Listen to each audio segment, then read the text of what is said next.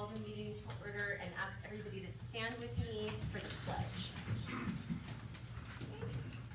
I pledge allegiance to the flag of the United States of America and to the republic for which it stands, one nation, under God, indivisible, with liberty and justice for all. All right, I will officially welcome everybody now that our meeting has started, and I will go ahead and invite you all to join us in reading both our mission and our vision. We will start with our mission. The mission of the Nampa School District is to ensure high levels of achievement for every student. The vision, every student is fully engaged in extraordinary learning experiences, preparing for successful transition to the next stage of life. Perfect. And with that, trustees, I will go ahead and entertain a motion to approve the agenda. So moved. Second. Okay, all in favor? Aye. Any opposed? Okay, the agenda has been approved. So on that, we will go ahead and call up our student spotlight, the Iowa Elementary Book Machine. Dr. Russell. Yes, the trustees tonight before you have the honor of having a couple of spotlights. Our first one is at Iowa Elementary, and really one of the neatest things I've seen in a long time around a vending machine that gives books, not candy. And so they're going to hear and talk to us a little bit about that. Perfect.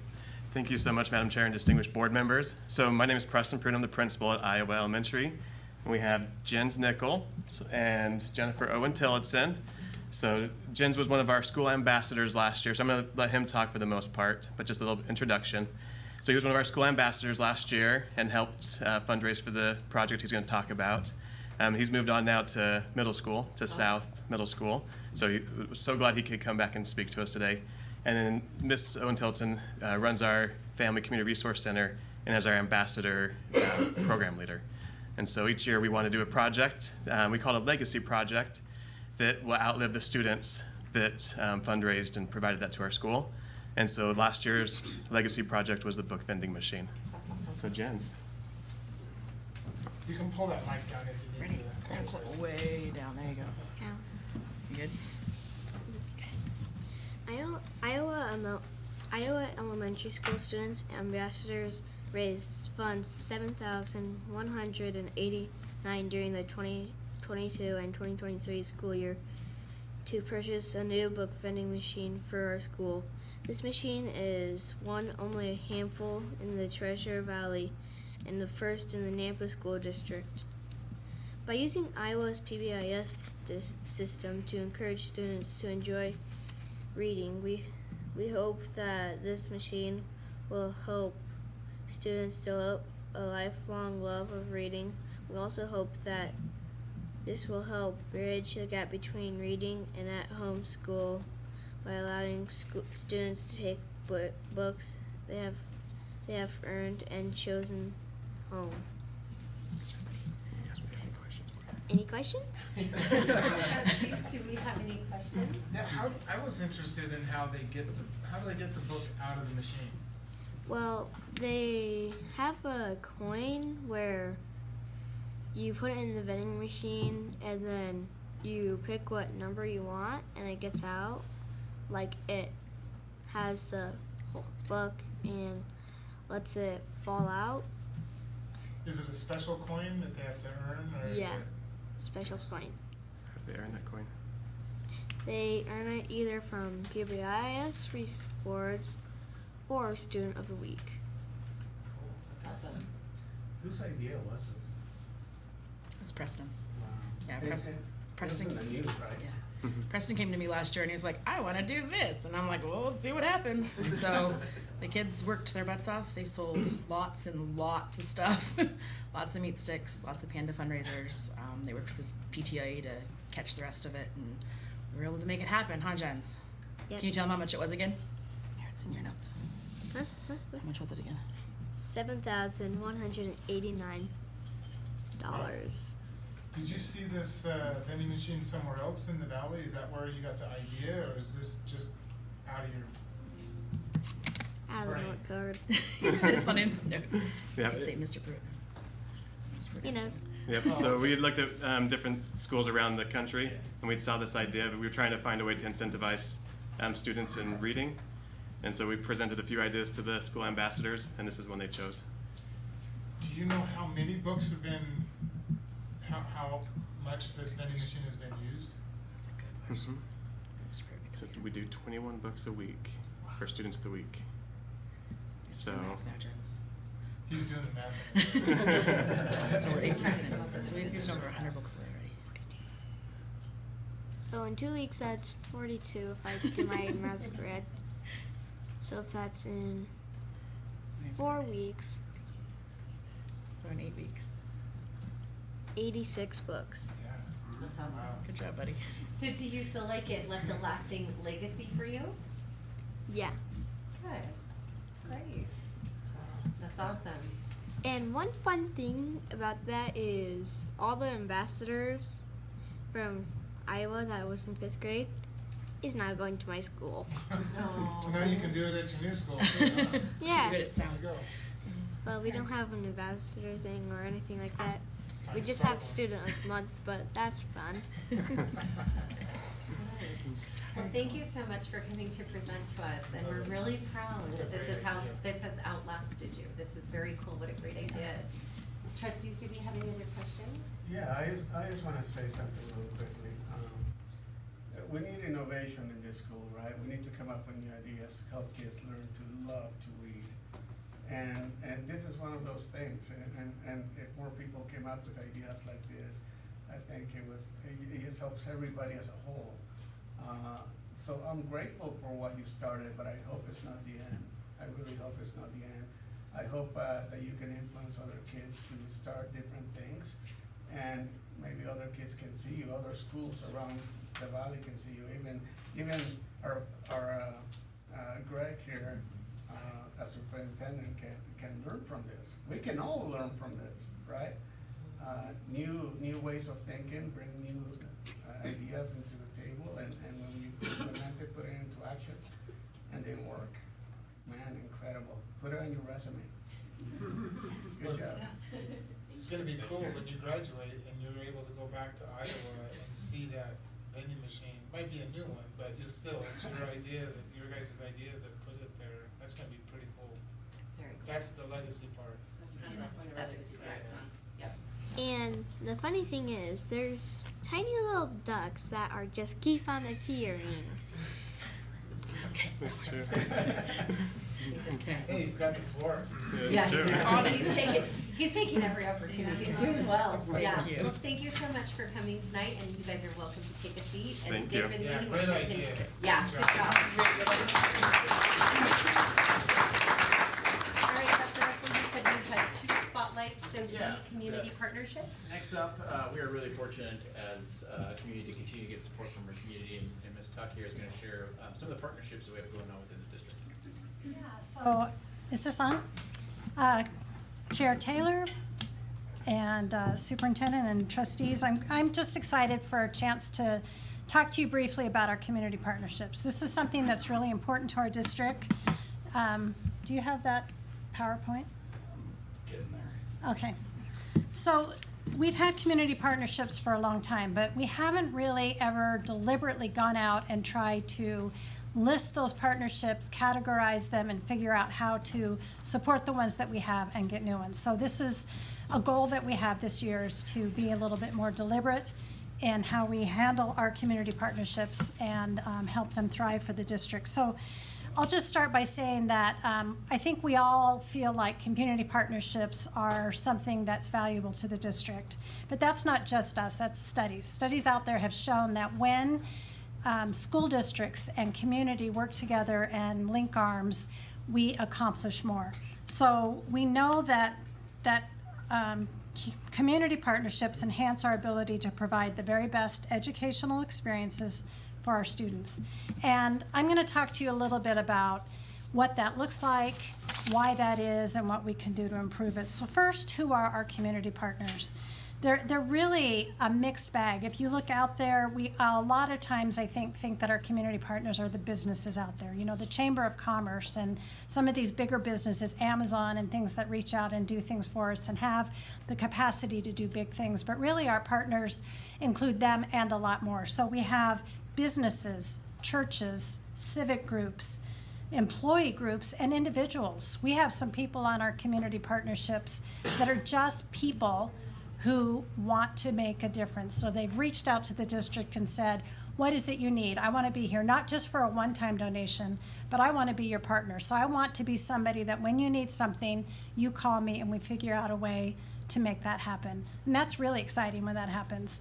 But we also get the one-time ones. So we get a lot of times during our teen gift card drive at Christmas or our back-to-school drive where individuals will just say, what is it that you need? I want to come by and give that to you. I want to share with you. So that's pretty exciting. So we've got our first slide up here. I just wanted to point out on there some of the categories. We've got services, so people will come out like recently back to school. We had, haircuts, and we had all sorts of services as well as donations of backpacks and school supplies. We have money.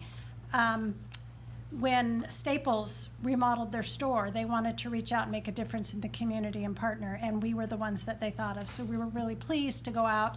They gave us a big check, but then they've also become partners in other ways. So they gave us a lot of back-to-school supplies. They did a fill the bus for us, and they're looking for other ways that they can partner with us and really make a difference. We have a lot of people brought supplies. I love this picture because we have a biker group that every single year collects backpacks, quite a few of them, and drops them by our McKinney-Vento house. And it's always so fun when they come because they bring their bikes and they bring their attitude, and they're just awesome.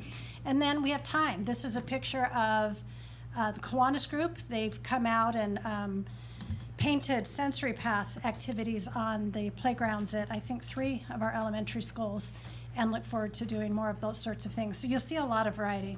And the next slide we already talked about. So if we move on, we're going to talk a little bit about what the benefits are. 1 is improving student achievement, 2, increasing student engagement, 3, reducing the dropout rate, 4, improving school climate, and 5, strengthening the community. So that first one, improving student achievement. If you want to move on, Tyler. So partnerships can provide students with access to resources and support that they might not otherwise have. So we're talking about simple things like school supplies. A lot of these kids don't have those school supplies unless they're donated. Those backpacks and those papers and pens and all of those things. Food. We have a lot of kids who really count on school lunches. But beyond that, they need snacks. They need things to, keep their brains alive during the day. They need food for after school. A lot of people just don't have all of the things that we take for granted. And so a lot of those donations make a big difference. Coats. We're getting into that cold season. We just had a Coats and Cuts event where a lot of kids received new coats, and we've had a lot of our partners, individuals and corporate and other groups, dropping coats off here at the district office and at the McKinney-Vento program and our FCRCs. Tutoring, mentorships, so those one-on-one experiences. And we know that all of these things together help improve student outcomes. Next one is increasing student engagement. Partnerships can help make schools more relevant to students' lives and interests. So we're talking about hands-on experiences. We're talking about some of those out of the classroom opportunities that kids don't get unless a donor steps up and helps support them or provides an opportunity for an internship or an opportunity to come out and see something and experience something one-on-one. Again, we're talking about mentors, tutors. We're talking about rewards for a job well done. That helps to increase our student engagement and motivation. The third one is dropout rates. Partnerships can provide students with support and guidance that will help them to value the school experience and feel more successful at the things that they do. Often this comes in the form of materials or equipment donations, so it could be materials for CTE. We know that a lot of industries are helping to provide that metal that we need for welding, or they're providing opportunities for our dental assistant students or other programs to be able to succeed.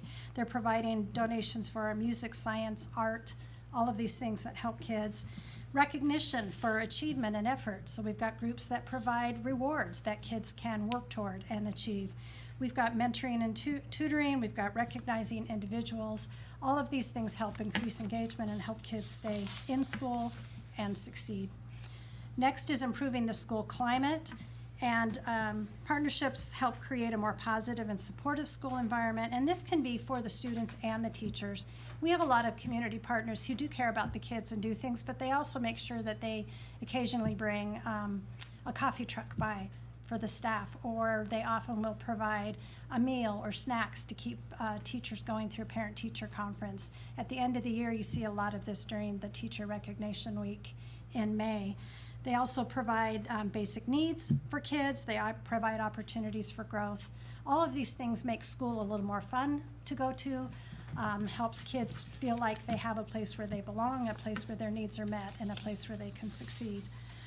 Next one is strengthening the community, and this is super, super important because we were just at the senior fair on Saturday, and one comment that I heard several people say is, well, why is the school district here? My kids are a little old for this. They've all graduated, right? And I tell them, because one, everybody, all these different groups in our community are important, but for our community, a strong school system helps strengthen communities and helps make Nampa a place where people want to live, where people want to bring their families, where people want to have their businesses.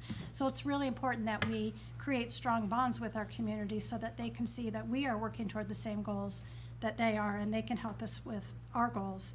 So providing a positive support for kids, for levies and bonds, for school systems. So it's important that we work on those community partnerships all the time.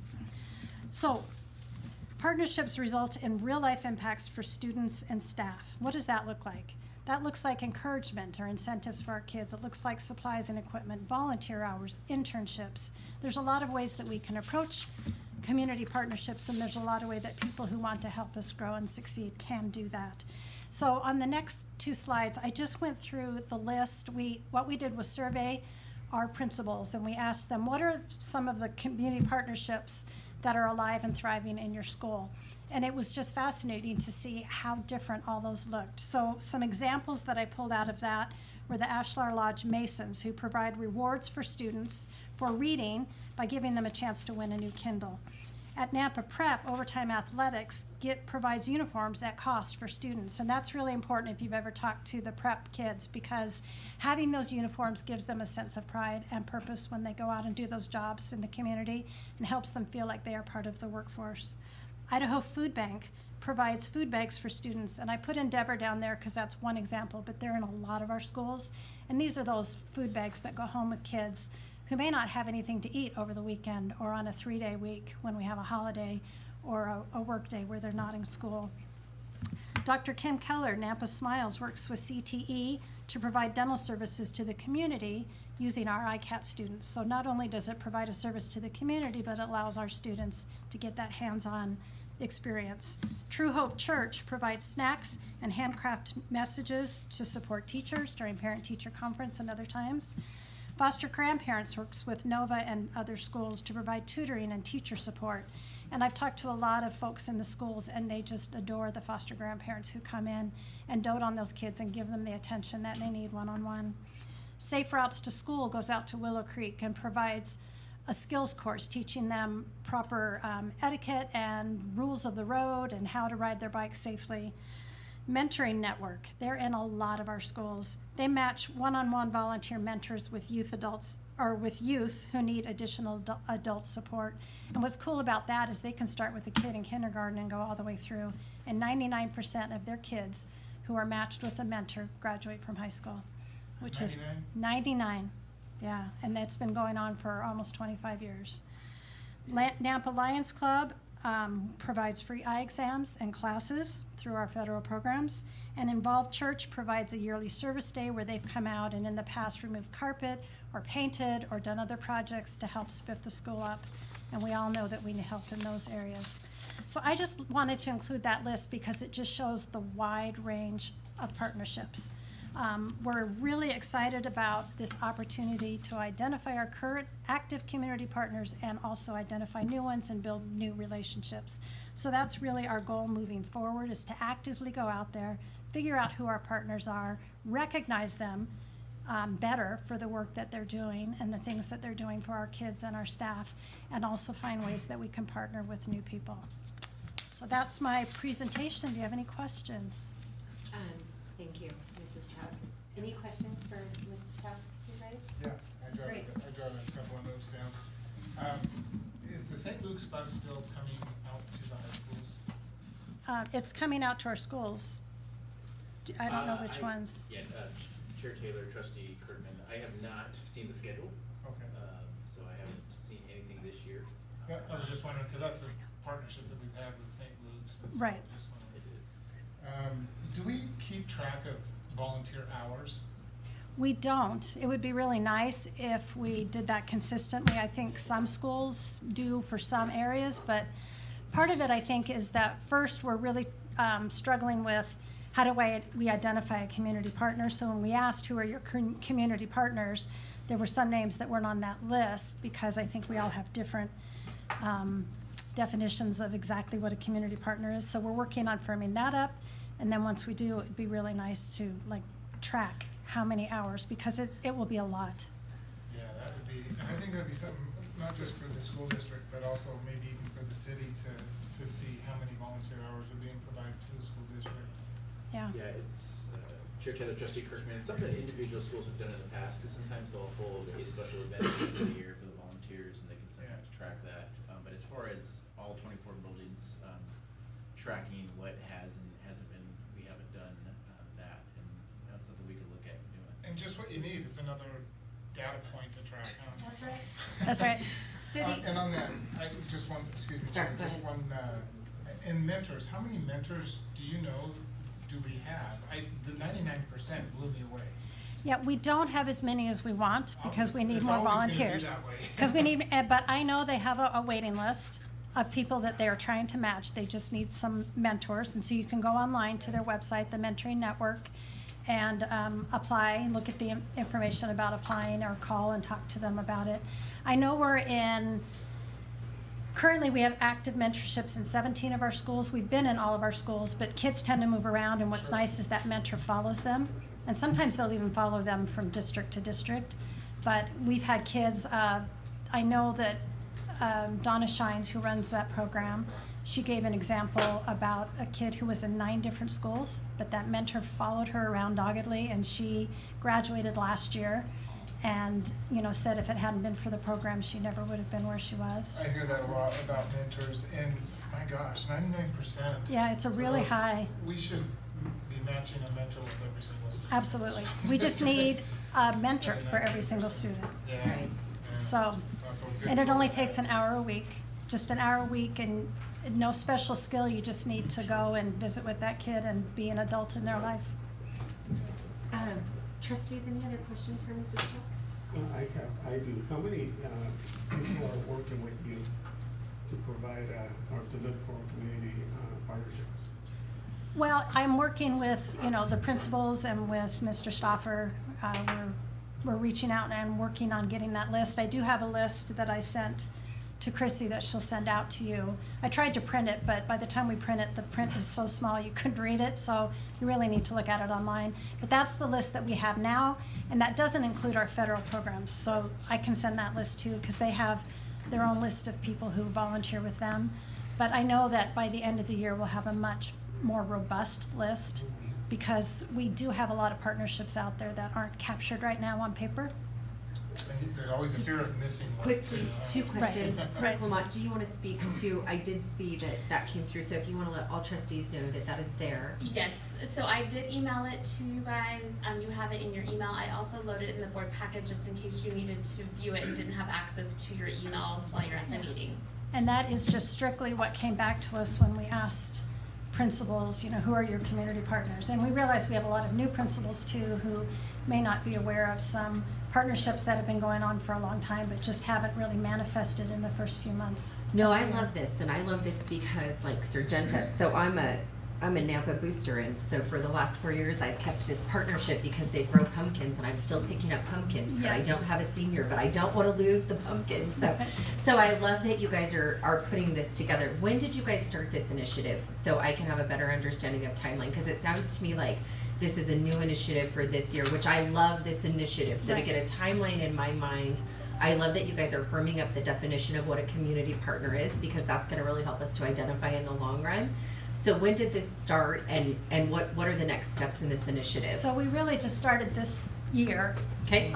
We've always worked with our community partners, Yeah. but like you said, trying to get a list and firm all that up was this year. And the next step is really, getting that definition and then going back and trying to fill out that list so that we can capture some of the people that maybe we just didn't realize were there. But then moving forward, it's looking out at the community and finding people who say, hey, I want to be more involved.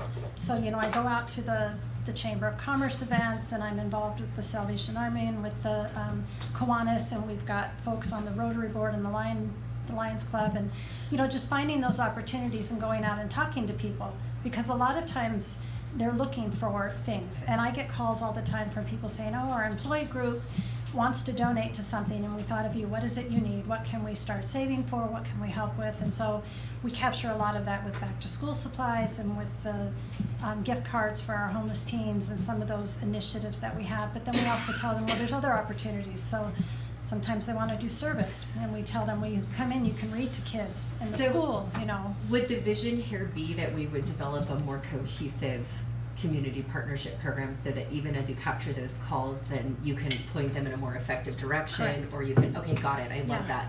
that. So one question I want to ask is, how can we as a board help to spread the message about mentors?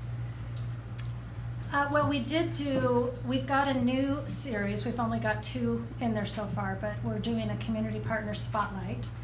And so if you go under community partners, or community on our webpage, you'll see a community partnership tab. If you open that up, there's a place to click. And so the first one we did was the Mentoring Network. The second one is the Boys and Girls Club, which is, can't believe I haven't mentioned their name out loud. They're amazing, right? So we do have that on there. We push that out via Facebook. We send it out on,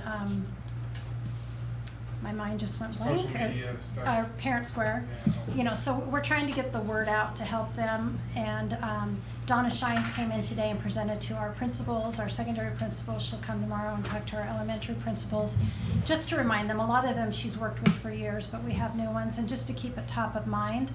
And she did ask, you know, hey, can I give you this paper to refer somebody? And every single principal in the room, I think, took one of those papers to refer somebody. So once Donna gets your name, she can do a pretty good job of tucking you into it. So, but if you know somebody, she's looking for people who are interested. She's looking for good people in the community who may just not know about this opportunity, because we have kids who are waiting. I love this. I would like to have more conversations with Donna. Yeah, Yeah. This mentor program is near and dear to my heart, so. yeah. I think we have more conversation. I would say something. Please. And to me, it's more than just a mentor program. It's our here's the potential of saving money for the community. It's huge. I know when I worked for the Idaho Food Bank, partnering it's a big deal. Still a big deal, because a lot of the money and a lot of the service hours comes from those community members that really care about the cause. And I know for a fact that there's a lot of businesses that care about Nampa School District. But sometimes I think without having this specific resource, or they just don't know how to get involved, and there's no ask. When there's no ask, you know, a lot of times I'm like, okay, they don't need me. Right. Okay, and I remember a while ago when, even before I was a trustee, there was a roof that needed to be repaired, and there are some businesses that wanted to do it, large businesses, but for some reason they weren't allowed because of all this building thing codes, but they were legit businesses, and it didn't make sense to me. If we can have partners that are willing to spend their money and do their efforts, put in their efforts and volunteer to help us, I think that's such a big deal, especially as we're coming, we get so tight on the budget sometimes. This is where it's at. Yeah, volunteers do a lot for us. I know when the Boy Scouts were a little more active, we had a lot of Eagle Scout projects, and an Eagle Scout would get hold of us, we'd reach out to the schools, and boy, they had all kinds of ideas for Eagle Scout projects, so. And now they have Just Serve. And now they have Just Serve. That's a big deal. I'm always on that website because I have to go and do projects and service stuff with the kids at my church, and we use Just Serve. And if the school district had, you know about that stuff, so I'm not gonna. So trustees, really quick, it does look like there's a lot of interest here, and I love the cause, and it's a new initiative. Maybe would we like this in our weekly Friday updates? Like how, or am I hearing that maybe we would like to be updated on this, and maybe we can instruct Dr. Russell to give us a monthly update on this, or is there something? I would like to see, personally, I'd like to see some numbers, volunteer hours. Nationwide, traditionally you assign about $25 an hour to a volunteer service, and that kind of gives an idea of how much money is being saved, if you will, by volunteers. This is what I do professionally, volunteers, mentors, all that, so I'm really invested in and interested in what's going on. So are you asking us to track it for like a month and give you some Well, numbers? I'm gonna leave that up to you. several I'm not gonna months? get into the details on what that, I think It's it's just just an Because it is update. cyclical, so it might be, Yeah. maybe we go 3 months or, I don't know, I you think tell it's, us what and I you think it would want. be beneficial for the public and the patrons to see how many volunteer hours are being provided to the district also. Mhm. And the mentors too, so yeah, just a general, maybe 20,000 foot view of Yeah, so this. Chair Taylor, Trustee Kirkman, and trustees, I think a couple things we can do. One is we could probably share our plan, as this is new. Yep. Starting to see, Yep. kind of see the Pointing out, full yep. direction we have. I think we can give updates on the number of volunteers we have, and I think we can talk as a team about how to track the hours, because that may become difficult, but I think it's something that we can do. And then, I think it goes back to what Trustee Baye was saying, we need to advertise the need that we have. Yep. And make that really easier, and I know as Ms. Tuck is out in the community and talking with folks, directed them to a place where that need is clearly seen and articulated, so that businesses can see, oh, I might be able to work here, or be able to hand out help here. It's something I think we can look forward to. So I think we got some work we could do in this area, and we'll keep you updated on it. Perfect, and we'll look for those ideas, and there are people very vested. As we're sitting here, we have a patron who emailed in and said, I'm watching the meeting, and One Life Church has partnered with NSD doing coats and food boxes for Thanksgiving the past 2 years. I hope you know we want to continue. So people are Absolutely. very serious about these efforts. So I think this is great, and I Whoever love that this. is, if you're listening, we know that there are so many Yeah. people, and I only gave like 10 Yep, examples. totally get it. And in case somebody's listening, Sargento, we love the pumpkins. Yeah. So, yes, I want to make sure I get joy in picking up the pumpkins because they do provide quite a bit of money for NHS Project Grad. This is great. I think we all do understand that it's a new initiative, so we'll trust Dr. Russell that you can bring us back some information to keep us updated, and then Trustee Kirkman, if there are additional data points, and I would just. that can be worked out. And please, it shouldn't be a burden to your staff. Right, that's what I'm saying, is we get It's more there. just getting organized, Yeah. Yeah. is what it is. And It may take a little while. But I think that what I hear is that this is the start of it, and defining what we're looking for is the best place to start. So this is a great initiative. All right, any other questions for Mrs. Tuck, or we'll go ahead and let her take her seat? Thank you, Kathleen, we really appreciate your time. All right, so we are gonna just keep moving on, and we are now into action items. So I will go ahead and let everybody know that we are now gonna go into the meat of our agenda. So if you were just here for the spotlights, you can go ahead and head out. And if you'd like to stay, you're welcome to stay. So we're gonna go directly into A under action items, which is the reconsideration of Zone 3 trustee appointment. We will be handling this like we do all action items. So Trustee Baye, you'll have some brief time to present here, as this is something that you want on our agenda. You're up. No, thank you so much.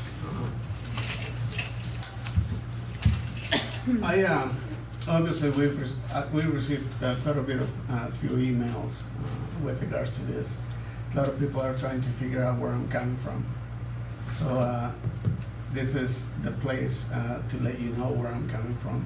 First of all, before I get started, let me just tell you that I have the utmost respect for Jason Su. Mr. Su, I talked to him over the phone. I've communicated my concerns, and so he knows where I'm coming from. I don't know him other than that. I don't know his life other than what he's told us and what I've seen. So just to remind you guys, when people run for office, they have this stretch of time to be able to tell the people what they believe in, and the hope is that everybody is being open, transparent, and they're being able to communicate the things that of their heart, you know, especially when it comes to kids. I think we all really care about the kids. We all want the best for the kids. And so in light of that, this is where I'm coming from. I'm coming from to see what is best for the kids. So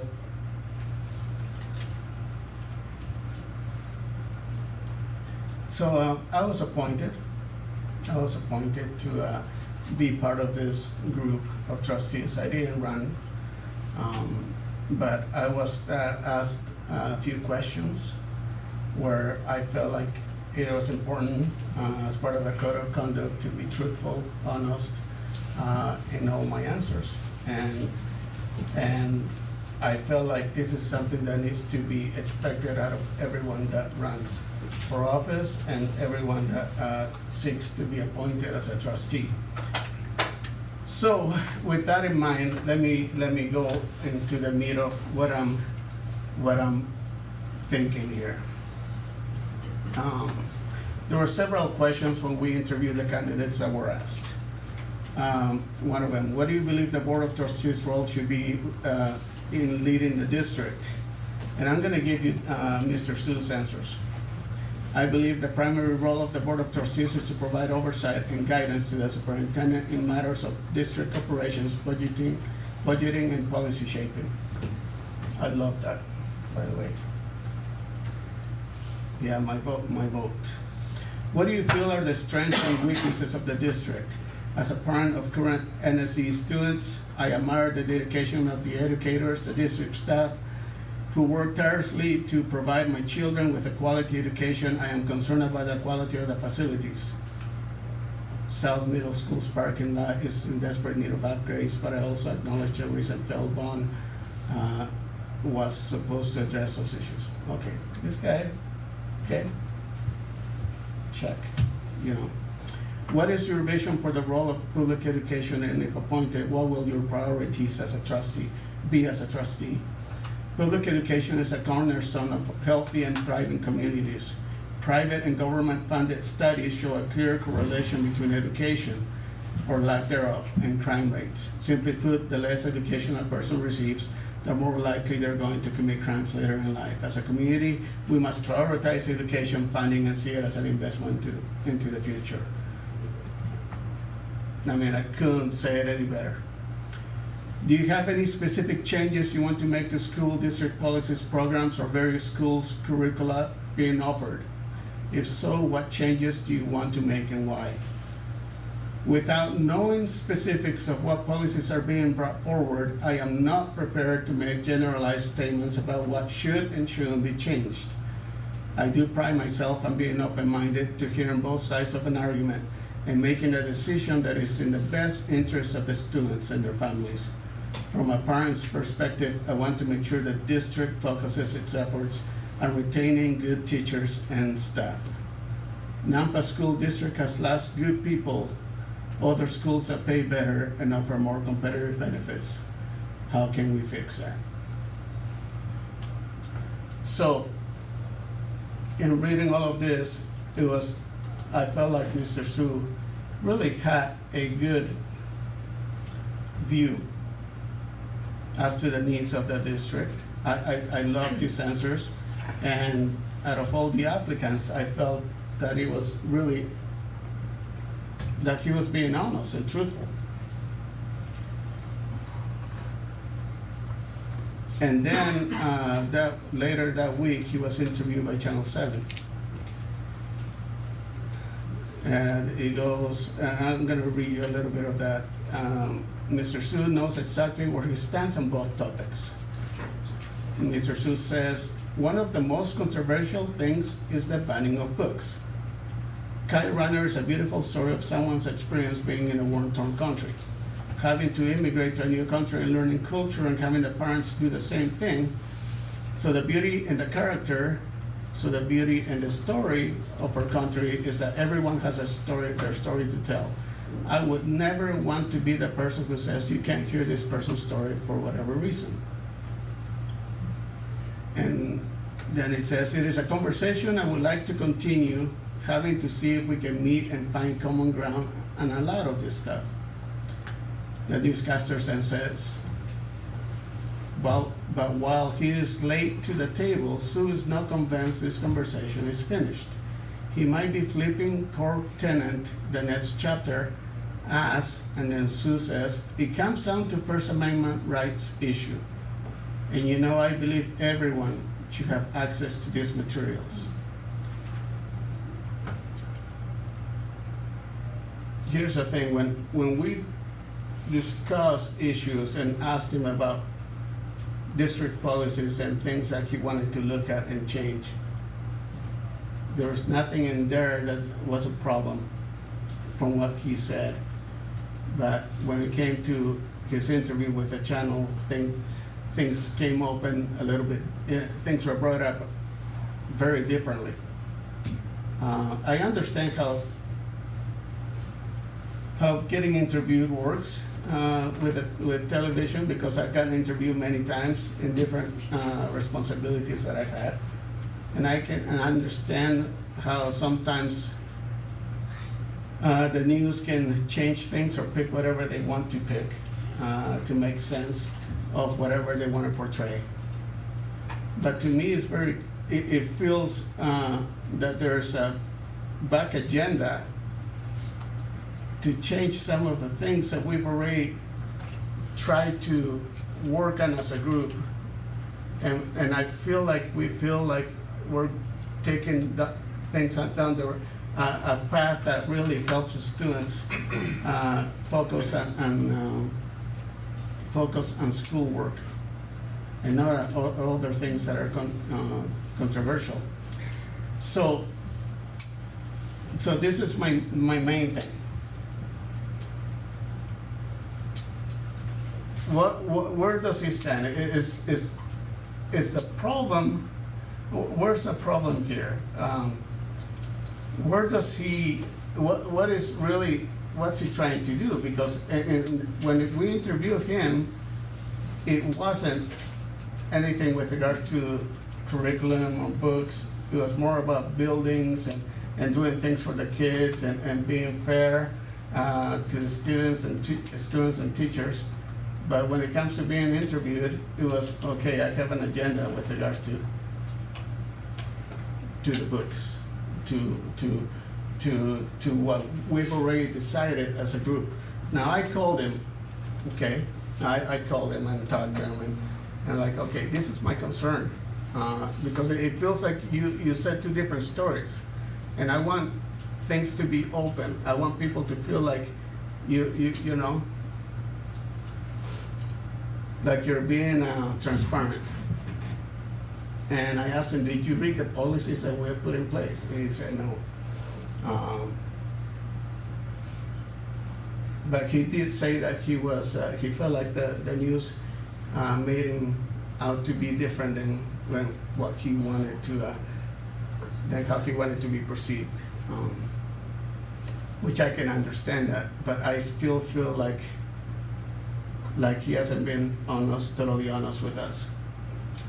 And this is why I feel like if this was answered like this, I would not have voted for him.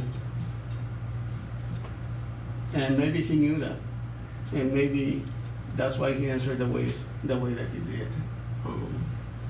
Obviously I can't go to the past, or I can't tell what his original intent is, but there's two different stories here. There's two different Jason Sues. And that's what really concerns me. Because when somebody comes, I want people to be open and truthful. Just like I've been open and truthful, just like everybody. And I'm not saying he's trying to lie, but it feels like there's a disconnect here that does not make sense.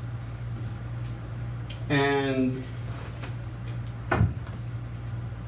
because of that, I brought it to the table. And I want to be able to see, because there are other trustees or other people that wanted to be trustees that I could have chosen, and my vote could have gone for if I would have known about this earlier, or if I would have known this before we chose him. And because of that, I want to do a motion to vacate and rescind the appointment of Zone 3 trustee and restart the appointment process. Okay, so trustee Valle, just so I clearly understand, you gave us your entire statement and then you just did make a motion, is that correct?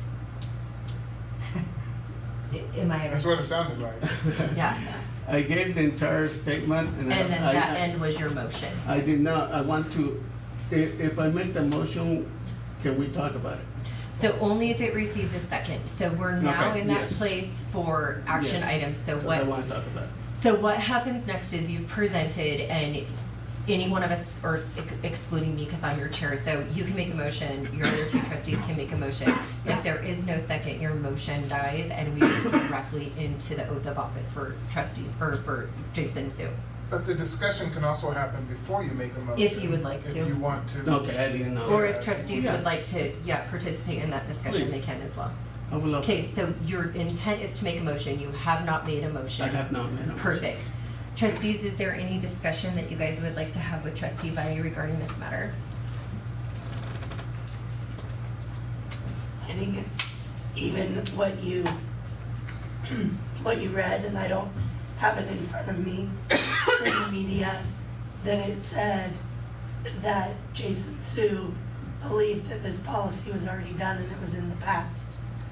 So it's even the media says that is the belief, right? But here's the reality, our policies are living, breathing documents. And the board at any time can bring forward any policy, whether we all voted on it or not, which I think is sometimes hard for people to understand, and for people to understand that even if we're talking about someone being appointed for a position, it has to take place in a public setting. And so it's hard and it does suck, but this is, our job is to do this in public. And so we have to go through these steps, and it may look mean and hurtful, but I think it's the process. One, I want to acknowledge that. But what I heard in the information you presented was that Jason Sue believed that this policy had already happened and done and wasn't gonna be dealt with, and now was brought some light to that piece possibly. And I think just like all of us, when we have new information, we usually do something with that, right? And we have a choice to do something with that. And regardless, I don't think, I don't know, I wear my Pollyanna glasses a lot, and I'm perfectly fine in my Pollyanna glasses. But I give people the benefit of the doubt, and based on that statement and the timeline of the questioning, I feel like, no, Jason did not lie in the question that was asked before the board, because the question was very general, right? Very, very general, just about policies. And I don't know exactly, but I think we all voted for him, and I would love to give him the opportunity to sit up here with us and be a part of discussions, because he is a voice in this community, and I think the feedback that have been emailed and received, I can't even remember one email that came in that said, please reconsider this. Every email I received said the opposite. And so that's just where I'm at and Yeah, what I'm thinking. and if I can respond to what you're saying, it's, for some reason, people were emailing even before or even right after our meeting, so somehow the word got out, right? It's not like I was out there going, okay, people send emails, because I would have gotten a lot of them. And if I was to ask people, and even in this right here, to raise hands, if they agree with what I'm saying, I could agree, there are a few people who raise their hands. So the article did not say that it was turning over that, the news actually said that he was gonna bring this up, that this was not a damn thing. So I don't know how you got that. That's not what I read. There is a But- line in there that that spoke about that piece, but I don't have your Yeah. data, I'm just And I listening. probably should have sent it to you guys. But my main concern out of all of this was that, you know, we expect people to tell us the best they know how when we're asking them questions, what their thoughts and about certain things are. And even though a lot of things, there was a reason why it was brought, so that they could actually bring us information themselves. I didn't see that because of the interview that he gave. I didn't see that main concern in there, and that obviously was a main concern. And that's why I feel like it's, what's going on here, you know? I have to take that into consideration very strongly, because people want people that are honest with them. Even when we run for office, people don't want people to say yes the things we want to hear. We want to hear the things that are, you know, that are going through their head, that are actual, that mean something. Now, all these people had time to prepare to answer questions. It wasn't, well, maybe they didn't. They didn't know what the questions were. No, they didn't. No. Yeah, they didn't know But the questions. they knew what they were running. So I felt like very strongly that if this was on his mind, he should have said that. He could have said that, and he didn't. His focus was mostly on the school, and the teachers and the students and the facilities, and nothing to do with something else that we've already discussed. And it kind of was upsetting when I talked to him that he never even read the policies that we put in place. So, Trustee Simpson, is there anything that you want to say? You've spoken. I want to see if Trustee Kirkman has anything to say. I just, only because you brought this up a couple times in a couple of different settings, Trustee Valle, is that, you know, you've asked people, have you read all the policies? Have you read all our policies and have them down? Because they're ours. Yeah. They're ours. No, I see what you're saying. Whether we wrote them and voted on them or not, they are ours. So I just want to know if you're holding yourself to the same standard as you're holding others to. The ones I argue, I read. The things that I argue, I read. And I expect everybody here, if they're gonna argue something, to know something about it. You know what I mean? If they're Right. gonna bring something to the plate, to know something about it. There's so many policies that there's no way, you know? But Okay. I appreciate that. I just want to see Trustee Kirkman. Was there any comment that you had? Yes, I know. Okay. I probably won't get them all out, though. First of all, I apologize to Jason, because we're talking like you're not even in the room. So I know that's a little bit awkward, but we do recognize that you're here, and we're just gonna continue to talk to you like you're not. I'll go back to my original decision. I haven't wavered a bit, 100% behind Jason Sue. What I appreciated in his responses were the fact that he could bring a little bit of discussion to the board. And we don't all think the same. What I love is that people get to change their point of view. And if we are holding people and, I mean, if we're saying, no, you can't change, and we're calling you untruthful, you're not being straight with us because you changed your point of view, well, I think that's just wrong. If we can't be in a position where I've changed my point of view on quite a few things sitting in this seat. Some people don't agree with it, some people do agree with it. Frankly, I think that's growth for the board as a whole, and me as an individual also. My votes on our policies stand 100%. I'm behind the policy that, you know, the book policy, I voted for it, to remove those books, and I stand behind that, and I still agree with it. Even some people may not. It's obvious Jason may not agree with that, given the fact that he mentioned that in the interview, and I'm okay with that. I like that. It brings about discussion, and we don't have that discussion on the board, we're not going to make any progress. We just aren't. Is there any press here today? I just want to make sure before I go on to my next statement. See, no one's raising their hand. Is there no press? Are you not pressed back there? Oh, okay. I had you pegged for press, buddy. Well, Hey, this is hey, the whole time my comment was about to be directly to you, So, friend, well, but this is a good thing whole, you know. and I've had the experience with press. It usually doesn't, in this role and in my professional role also outside of the board, I've had experiences with press, and we all know how that is. They pick and choose the things that they want to put out there and they want people to hear, and we all understand that. Agree with it or disagree with it, I don't really care. But you gotta take that with a grain of salt also.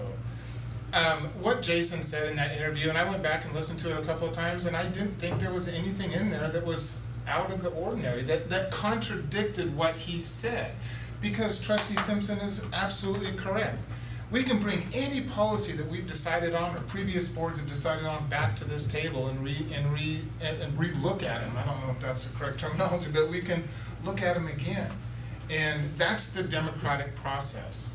That is why there are 5 members on this board and not 1 and not 2. And so I really appreciate that. I appreciate whoever's gonna be sitting on this table and the views and the opinions that they bring, whether I agree with them or not, as long as they're respectful to everybody else on this board, as long as they're respectful to staff and to our teachers and to our students. I don't care. I love it. I love the discussion. And honestly, I really don't think Jason is that far one way or the other. I think he just thinks very pragmatic and logical, and that's what I got from the interview questions, and that's why, again, 100%, and I've had conversations with Jason since, and I've told him this, I'm 100% behind you, Jason. I'm a little bit disappointed, no, check that, really disappointed that we have dragged you 2 months through this process. You should be sitting up here last month. But it is what it is, and this is why this process works the way it does, and we should be a lot further down this road. So 100% behind Jason. So I'm just gonna go right into my comments if you don't mind, Trustee White. Okay, perfect. So, in essence of time, I really just want to ditto a lot of what Trustee Simpson and Trustee Kirkman have said. I'm 100% behind Jason Sue. I think that he's gonna be a great addition to our board, and I think that he's somebody who's gonna be a solution. And I think that he's somebody who's gonna come together and really think about what's best for children. And I also think that he's somebody who's gonna be open-minded and listening when we talk so that we can come up with the best solutions. I think his answer to the questions that we asked was brilliant and logical, and I think you did a great job at not pigeonholing yourself into anything, because a lot of information comes our way on this board, and I have dealt with things in the last year and a half that I never imagined that I would sitting in this chair. And then I'm gonna take it a step further. You handled the last 2 months like a class act. I think I developed more respect for you in the process. I feel super blessed that you went through the process with us like this, and you continue to just stay true to the process. Never once did I hear you say a harsh word about another trustee. Never once did you get really upset. Never once were you anything other than, please just give me the information that you can at this time. We have received an overwhelming amount of support for the decision of appointing you. I think that that's felt really great to me, and it's come from all sides, all walks of life, right? And that to me speaks just, again, volumes to who you must be as a person in the community. So I stand with my choice as well. If I can say something, just one word, because I think you guys already have made up your mind. And I'm not here to try to sway anything. I just wanted people to hear what I'm thinking. I think it's very important for people to know as a trustee where I stand and what my thoughts are with regards to things that happen, and when I feel like I made mistakes, and I feel like I made a mistake in appointing Mr. Sue. One of the things that Trustee Kirkman said, and I respect him quite a bit, but I disagree with the point that we have to be ever changing. I think our core values can never change. I think that's who we are. Nobody wants to vote for a wavering person. That's not who we vote for. When we try to go and run for any office, people want to know, they vote for the things that you said, not for the things that, okay, well, I believe in this, but I may change tomorrow. That's just not how it works. You know, people don't want that. And if you go on that ticket, I can tell you you're not going to get chosen. Why? Because that's not what people want. People want people who know know what they stand for, know what they believe from the get-go, and are not wavering. And yes, we learn things, but we learn things and we grow, but not from the core values that we have. That's always has to stay. That's who we are. And if that changes all the time, then what the heck are we? I think that just creates another sense of distrust from the public. But I will go ahead and submit. Wait just a second.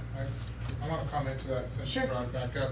I just want to make very, very clear that I am not suggesting, or if that was the way it was taken, that core values change. My core values have not changed. I am who I am. I believe what I believe. My values are what they are. They don't change. But that doesn't mean that circumstances that happen around us, we can't see different things going on and think, well, maybe this is a better way to go this way. That doesn't mean my core value changes at all. Like I said, that book decision, 100% behind it. I don't think books like whatever we decided in that should be in the hands of kids. I'm not gonna change that. That's my core value. But that doesn't discount someone else who may see something one way, and then with the information that is brought, go, well, you know what, maybe there is something over here that I'm not seeing. That's what I'm saying, is I've seen a lot of stuff that I didn't, and Trustee Taylor, or Chair Taylor alluded to this. You learn and hear so much that the public doesn't see when you sit in this chair and on this board. You don't change your core values. Mine haven't moved an inch. But I do have to look at different things because there are so many different perceptions and perspectives and opinions and everything else that we do have to look at that. So I don't have a problem when someone does change their mind or want to see some change or whatever. But no, don't get me wrong, my core values and values should not change, in my opinion. I mean, that's who we are. That's who each individual person is based on their core values and their beliefs and their. So I just want to make that clear since you brought that up, because that was not my intention. I hope that was not how it was. No, and I appreciate you guys. You know, I truly learned to respect you and to I've never thought I would be in a position, even through my career, in a position where there are so many things were so convoluted, so many things coming from all sides. And we still had to make a decision that made sense, where a lot of people, even who supported us, do not agree with us. But at the same time, I appreciate the fact that that I'm allowed to share my concerns. Well, I think it's the respect that we've all developed for each other that got us right here, and so I want to give life to that. These are hard conversations, but we were able to have it, and we have no option but to do it in public. And so we were able to do that today. I appreciate Trustee Dahlia's comments, because I wanted to know honestly too. And we have not discussed, well, I none have of not us reached have. out, so Yeah, I do no, I appreciate think it. that, I think that we all wanted to hear what you have to say, because, you know, Marco, I'm grown as a person by knowing you. And I value your opinion on the board, and I think that often when we make decisions, or I'll go back and rewatch things, and you have some really good and valid points, and so I think we would all want to feel respectfully like we would be heard, because, and I'm gonna say this, we all represent a portion of the community. I talk to my constituents all the time too. I feel very confident that people voted me here because they believed that I would make the best decision with what I had at the time. And I spent a lot of time going back to that base, and then spending a lot of time going back out into the community, and I think that we're all doing the very best we can in the position. And so, again, we deserve to celebrate the fact that we're here talking about a tumultuous situation. We don't all agree. I was a no vote to banning books. Not because I necessarily want any type of sexual material in children's hands, I just don't want to ban books, but you know what, when we made that decision as a board, and we talked about it, and that's what we decided, I sure as heck upheld it because I'm part of a whole. And so I think that you did get to express what you wanted to today, and we have heard you. I think we've all decided that, from what I've heard, the three of us are not in agreement. So if we don't have a motion right now from one of us or you, I think we're safe to move forward if that's okay with you. I still wanna do the motion, Okay, even though I know how it's gonna go, that way everything's on record. okay, I would like to make a motion to vacate and rescind the appointment of Zone 3 trustee and restart the appointment process. okay, trustees, do we have any seconds to that motion? Okay, no seconds, motion dies. All right, with that, Jason, if we can have you come forward, it is time to swear you in. Is he still here? He's still here, yes. Please, yes, you can clap. So, we are gonna swear you in. Are we gonna do it up here? Yes. Okay, so we're gonna have you come and take your official seat. You wanna switch chairs? Yeah, you need a clip-on bow tie real quick. All right, if you can stand and raise your right hand. Okay, do you swear to support the Constitution of the United States, the Constitution and the laws of the state of Idaho, and to faithfully discharge all the duties of the office of trustee of Nampa School District number 131 in Canyon County, state of Idaho, as required by law, to the best of your ability? All right, so we're gonna take just a 5-minute health break so that we can congratulate and talk to Jason. So guys, we're gonna keep it going, so just 5 minutes, so literally at like 6:41, I'm coming right back. 42. 41. Thanks, Mandy. 41.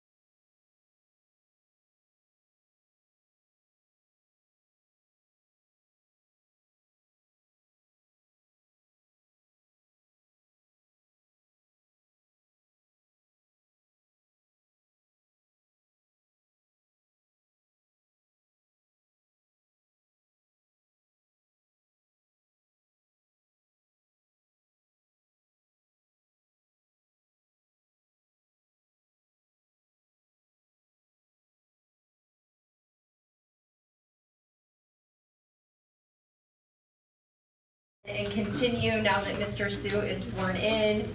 We are going to move directly into our comment session, and I am going to invite Mr. Coffey to head on up, and we will now hear from the NEA. Mr. Coffey, it's been a while. It has been a while. Thank you for noticing, I guess, and pointing that out.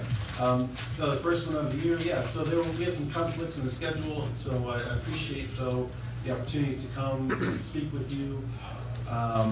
We do appreciate it. I also, on behalf of the association, want to thank all of you for all of your efforts, because even though I personally have disagreed with some of what you've done, some of your positions, sometimes vehemently, we do appreciate the effort and the time that you put in. And when I was looking for the agenda for this meeting, I think I saw that you've had like weekly special sessions maybe for the past, I don't even know how long. Forever now. Year and a half. Years. And people don't see that, and I'm sure those are not generally, fun and enjoyable, good news kinds of things. You're not planning, the pumpkin decorations or the Secret Santa or whatever.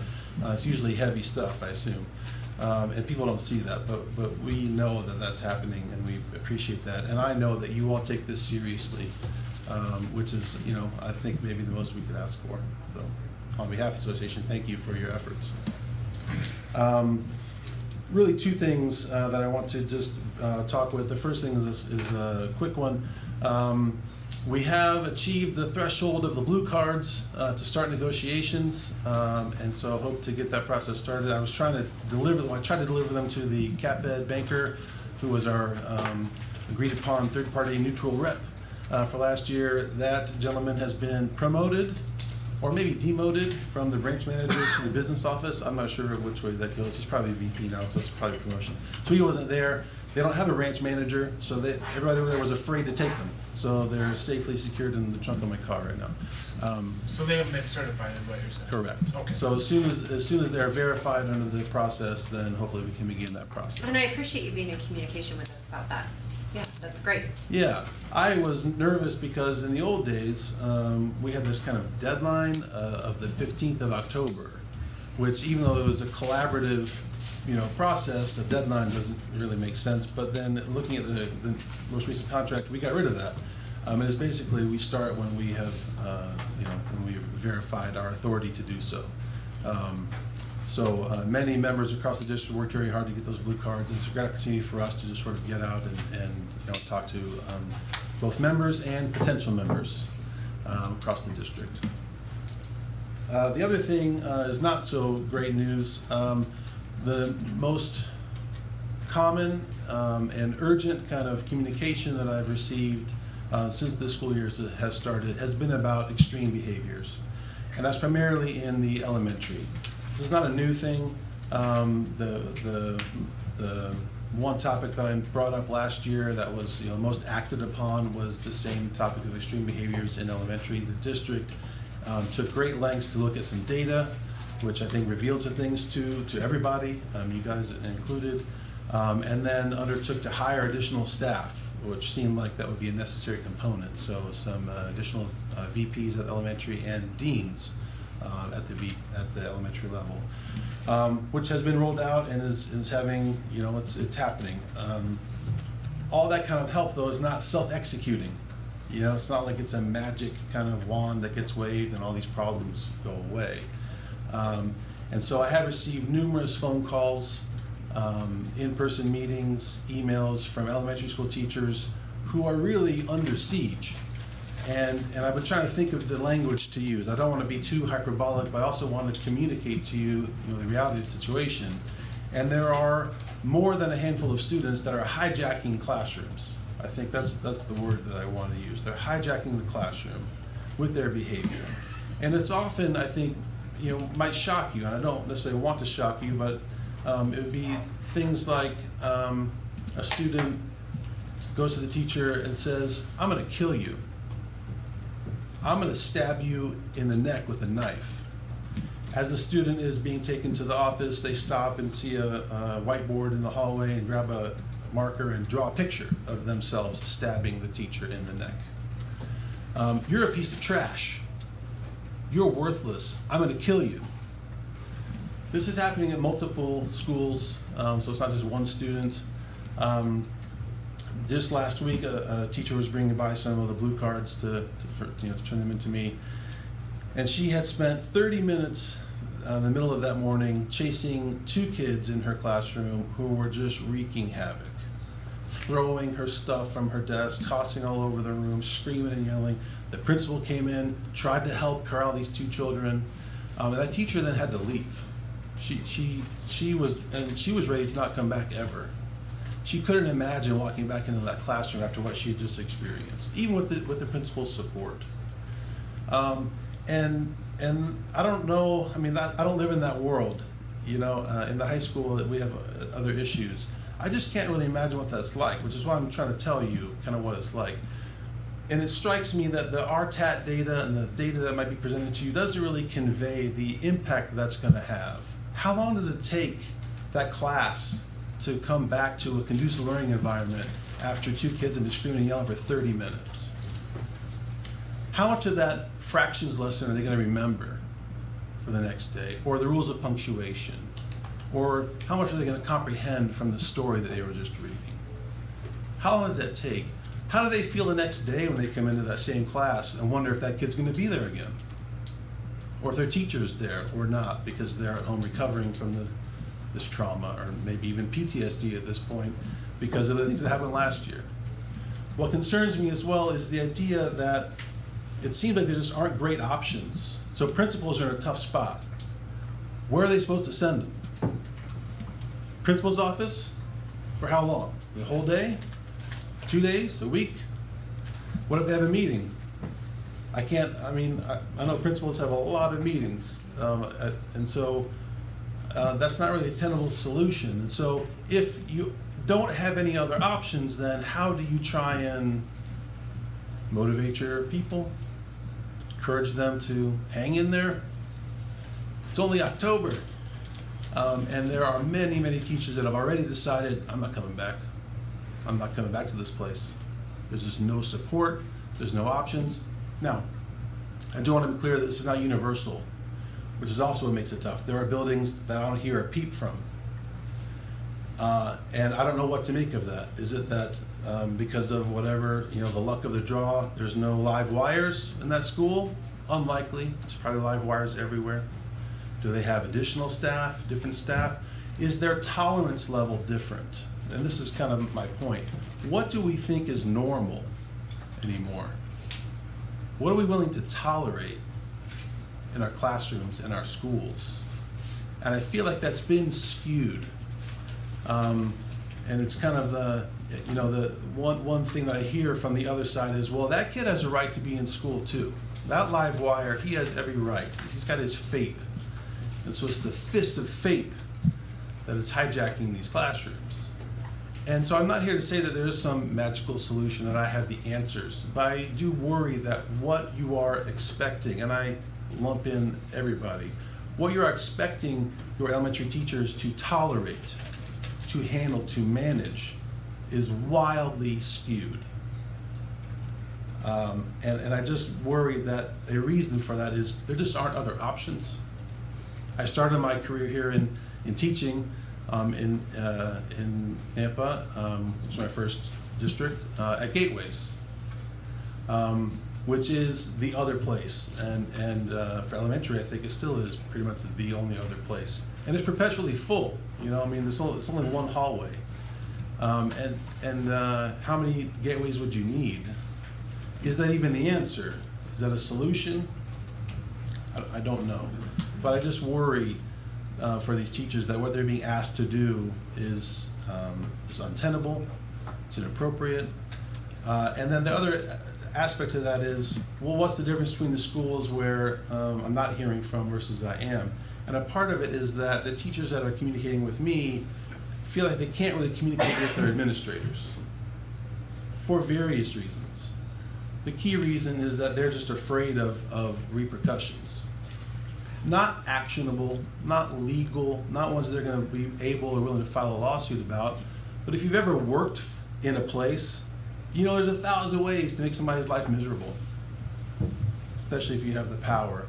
And especially if you are yourself in an untenable position. I feel for these principals. They don't have good options. It's not like they're just an easy thing for them to do. And then the article about the ISAT scores came out. Can we hold for one Yes, second? Because sure. I've noticed that our board likes to be super interactive. Yeah. And I love that, and I think that over the last year and a half, we're just really learning the best way to communicate with you, because you dropped some good information. And so, before we move on to, it looks like graduation rates, trustees, are there any questions Yes. right now for Mr. Coffey? Great. Can I? Yep, that's why I stopped, yep. Obviously, there's gotta be a process for this to help things change the best way possible. And the first process is to go to a district and see what can be done about this. Has this been done? Have you gone to the district and discussed your concerns? And do you feel like, because from talking previously to the district, they've recognized this, and they've tried to work with different types of solutions depending on the school to be able to fix or help with this problem. So what is your experience working with the district to help resolve these issues or concerns? Mostly, it's been excellent. I meet with Dr. Russell typically twice a month, typically every other week. We had a little bit of a hiccup trying to get that started this year, which is, checks, calendars change and all that. The challenge, though, is when I come to them with these kinds of stories, what do you think the first thing they say is, who? Where? Where is this happening? So that we can, kick our processes into gear and try and deal with it. And what I typically have had to say more frequently than I care to is, I can't tell you. The person that told me the story has not authorized me, and in fact, they made me promise I wouldn't out them in order for them to even tell me what they were going to tell me. And so that's a real challenge for them. So I feel for Dr. Russell and Mr. Yarborough and all the district level, because if they don't know where this is happening, what are they supposed to do about it? And I can't tell them that. Right, and I feel for the teachers too, that they feel like they can't come to the district because they're actually handcuffing themselves from getting the problems resolved. And because of that, it kind of makes me go, this is, and I know that district has been working really hard on this. I was gonna ask you some questions about numbers and stuff, but now you're gonna tell me probably it's not a good idea, or locations, because, we don't wanna point people out. Okay, I get it. But basically, you're telling us to cook a dinner without giving us the recipe. And I don't even know why it's even an issue to be brought here, because we're gonna be depending on them to resolve the issue. I mean, what kind of instruction can we give them that's gonna help them when we don't even know those numbers and where we need to focus on, you know what I mean? So, I totally get what you're saying. Trustee Kirkman, anything? Yeah, I think that, if we at least, in fact, I had an email here ready to go to Dr. Russell and Clerk Lamont, if we could find out what schools. Sent. Is that what you were thinking? Well, I said, yeah, let's follow up on this, so we could, yep. Because I agree, I don't wanna put a teacher or a staff member in a position where they feel even more uncomfortable, but they're desperate. I know that there are some teachers out there, I've talked to some that are just desperate, they don't know where else to go, and so they'll go to a trustee, they'll go to the board. And here we go round and round again, because as a board, we have policies that we are required to follow, and that is resolve the issue at the lowest level possible and work your way up to the board. And so we need to know, and this is what Trustee Valier was asking, have they worked through that process? But here's your catch 21 or 22 or 87, I don't know what it is. 22, is that what it is? Okay. Is that they don't feel comfortable bringing those forward to the district, and therefore they don't know, we don't know, we can't. Yeah, to make your head go boom. But I don't, and that's why I was wondering if the school, if it was the location, and I don't know what we could do from the board. Have they brought, this was a question I wrote down, have these teachers brought suggested solutions to you? Have those been brought forward to the district? So I'm laughing because as soon as the people that are sharing this information with me, are able to sort of, they've shared enough, and so they Yeah. stop, then I ask them that question. Good. What do you want them to do? What do you want the principal to do or the district to do? I don't know. Yeah. I don't know. And I have so, a feeling that's what the answer was. so the idea of solutions, like what's the solution? That presupposes there are solutions. I'm reminded of the phrase that in these difficult kinds of matters, there aren't solutions, just trade-offs.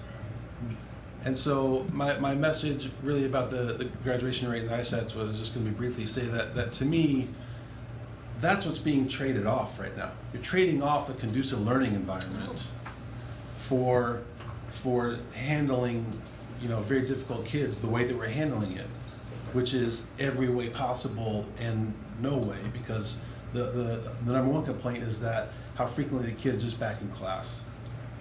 You're just threatening to kill me, and now you're going to come to class tomorrow. And if you send them to my partner teacher, well, what does that say about me? They're taking it personally, like, well, I was the problem. I'm the problem. That I've been threatened. I can't handle this kid. So the answer is, well, give it to this other teacher. And so it's unfair. Like I asked them, do you have any ideas? Because that's been my, last year that was kind of my mantra with people is, if you raise a problem, please have a solution, because there's lots of problems and there's no way for you to come up with every answer to every kind of problem. And to answer Trustee Vai's question, which I think is actually a good one, we're like, why am I bothering you guys with this? And I think maybe it's my experience last time with the issue at that one school. What it did was really empowered the teachers themselves to communicate all over the place, to you directly, to admin. And I really want to be careful, because what I've learned about our communication is I don't think that Trustee Vai is necessarily saying why you're bothering us with this. I was paraphrasing. No, yeah. No, totally, yeah. But the only reason I want to bring that out is because I do believe that these conversations with you do help for us to get some perspective that we wouldn't have. Of course, I agree with Trustee Vai and Trustee Kirkman on that. I can't fix a secret, and this is something that I talk about in my organization a lot. So the pain of getting healthy is still pain, right? So there's always pain when we come out, when we talk about something that's not working, when we have to be part of the solution. It's always painful. In my experience, most people just don't like that pain. And on the other side of that is actual healing, right? Because I don't know that it's always about trade-offs. I still am under the firm belief that things can get healthier and healthier and healthier and healthier. But I totally get what you're saying. So I just want to be clear. The reason that I brought us into a conversation with you is I would agree. I think that we get some good perspective from you. And I think that you coming here and us being able to talk to you really leads us to next step questions. The big question for me would be, we're making big sweeping choices like deans and VPs, right? So when that happens and we come up and we get big sweeping answers, it starts to eat away at that, okay, is that the right choice? So I think we have to be very careful in these conversations that we don't unknowingly, change something that's probably effective, because it is in its infancy. But I do hear that these behaviors are extreme. And I really have witnessed that post-2020, there are just some extreme behaviors in our elementary kids. And I've seen this in the schools. And my nephew's in kindergarten now in Hawaii. So anyway, point is I think that we do this so that we can get a better perspective, think of better questions that we can ask. And I would hope that because there was such receptiveness last year, that your teachers would start to see that we want to be receptive to things like this, because we want there to be a conducive learning environment as well as a nice place to work. We don't want anybody having to come to work to threaten that their fourth grader is going to hit them with a knife, right? That's when we all hear that, we're concerned. So I just want to make sure you understand that I opened up the conversation, because I do think that it leads to some really good critical thinking for our board, just so you were aware. And I always got to tell you, you're still little Gavin's favorite teacher. So it's every year, you still rank favorite teacher. So, Trustee Simpson. So I started looking at our policies, and I'm struggling to find a policy that talks about creating an environment in the classroom, that it is our goal as a board that we create environments that are not disruptive it or not. We have different things on bullying and harassing. And I'm sorry, I don't care how old you are, if someone threatens to stab you, it shouldn't be tolerated. So for me, I think the first thing is that's maybe lacking is the teeth from the board that says, we have a policy that says we don't think that children should be in the classroom. The impact that that makes, not only on the teacher, but those other kids. I'm sorry, I mean, I've got a foster son, but I wouldn't want him in a class where people are being told that they're gonna be stabbed. Like, it's not a healthy environment for anyone. And so, I just think that getting some policy, I also was trying to look up the Idaho code or statute, because it actually is against the law for someone to impede the educational process of anyone. Yep. So there is law behind it. There's not necessarily a lot of teeth behind it, in the fact that it's not like people are getting citations or tickets or going to jail for such things. Not to say that I'm stating they should, but I'm saying that our state already believes this. I'm not finding a policy No. for the Nampa School District that backs that up. Trustee Simpson, the rest of the trustees all together, I was looking, while you were looking at policy, I was looking at handbooks. Just because some of the schools take particular specifics in how they're going to handle those. I haven't found any of that in there yet, but I'm wondering if you look in, that would be a policy update or a handbook update, depending on how you want it. Yeah, well, to- But that would be something I think we could bring back to the board and you guys can discuss on where you want it to land. So really quick, Trustee Simpson, I just really quick set that to policy room, classroom environment to clerk Lamont so that it gets added to our priorities Yeah. list. Okay, so that's done too. Are you finished? I hope, I mean, That's okay. I wanted to come across passionate, because I am passionate, but I'm passionate about kids learning in our classrooms. And when this happens, it's not helpful, it's not helpful for the kid who's saying it. And I agree, something's going on there, right? And I don't know, I don't have the answers of like, what is the best thing, but I think maybe having a like, this is not allowed, right? Like, we're not gonna allow this behavior in our buildings, and then looking at what does that look like? I mean, we have policy about if parents come onto our buildings and behave inappropriately, right? Like, what does that look like? I think, yes, everyone has a right to education, but you definitely do not have a right to disrupt or stop someone else's education. And that, I think, is the crux of what we gotta get down to. And I do think it's gonna take not only the board, but all of us working together to come up with what is the best solution and what is a fix, and how do we make sure everyone feels safe in that classroom, and in those buildings. Chair, if I can say something. Can I see if Trustee Sue has any comments first, just because we Yeah. haven't had, and you don't have to, don't feel compelled, but I just wanna make sure that you get your opportunity. No, I don't, thank you. I'm trying to understand what the disconnect is. These are serious charges, and where's the disconnect between the teacher coming to you and not coming to a school board and saying, or I'm sorry, the school board, the administration, and saying, hey, this kid is threatening to kill me, that is not okay. So that's my first question. Second question is, how can we help? And really quick, can I leave you on that and we'll go back to Trustee Bai and then you're back up, okay? Okay, I just wanted to give the superintendent some time, because he's the one dealing with this, and obviously he probably knows more about this than we do. I know we're like writing things and going, oh, let's do this, let's do that, but he's probably already doing stuff.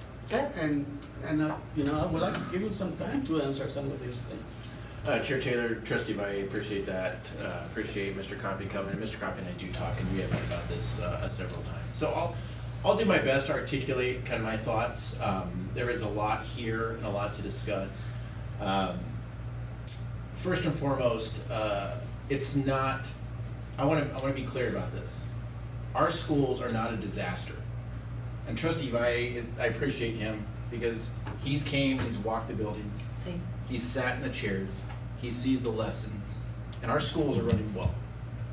Now, we have, for decades, had major discipline in schools. I was a part of it. 20 years ago, I taught 3rd grade, and I remember sitting in my truck in March, and I almost quit education.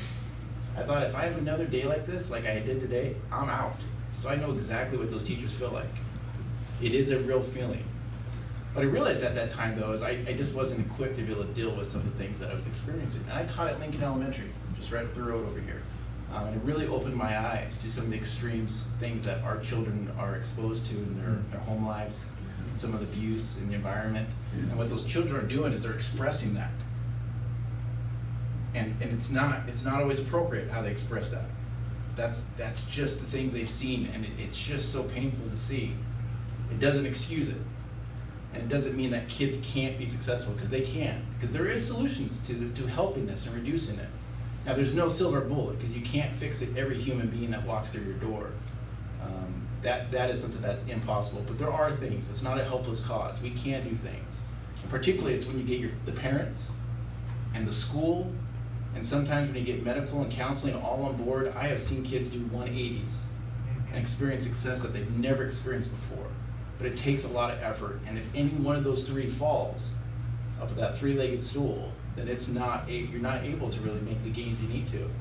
I administrated at Snake River Elementary when we were 90% proficient in reading, 90% proficient in math, and we had extreme behaviors. Every day, Mr. Wilson, you and myself were dealing with major behaviors, and we were trying to work in those 3 areas with those parents and that staff and those medical folks to kind of help support the kids. What we're doing right now, first of all, is we're collecting data. I think it's really important that we understand what is the severity of really this is and how many schools are really experiencing that. Last year we shared that a little with the board, and we are seeing more in more spots than we have historically. So one of the things that we heard last year, and this is just a really interesting thing, particularly in kindergarten, I heard it numerous times, our kindergartens are out of control. We need help in kindergarten. We need some more support in kindergarten. We put over $200,000 of ESSER money to open up a separate spot for kindergarten kids to go to so they could get extra support and take them out of this environment.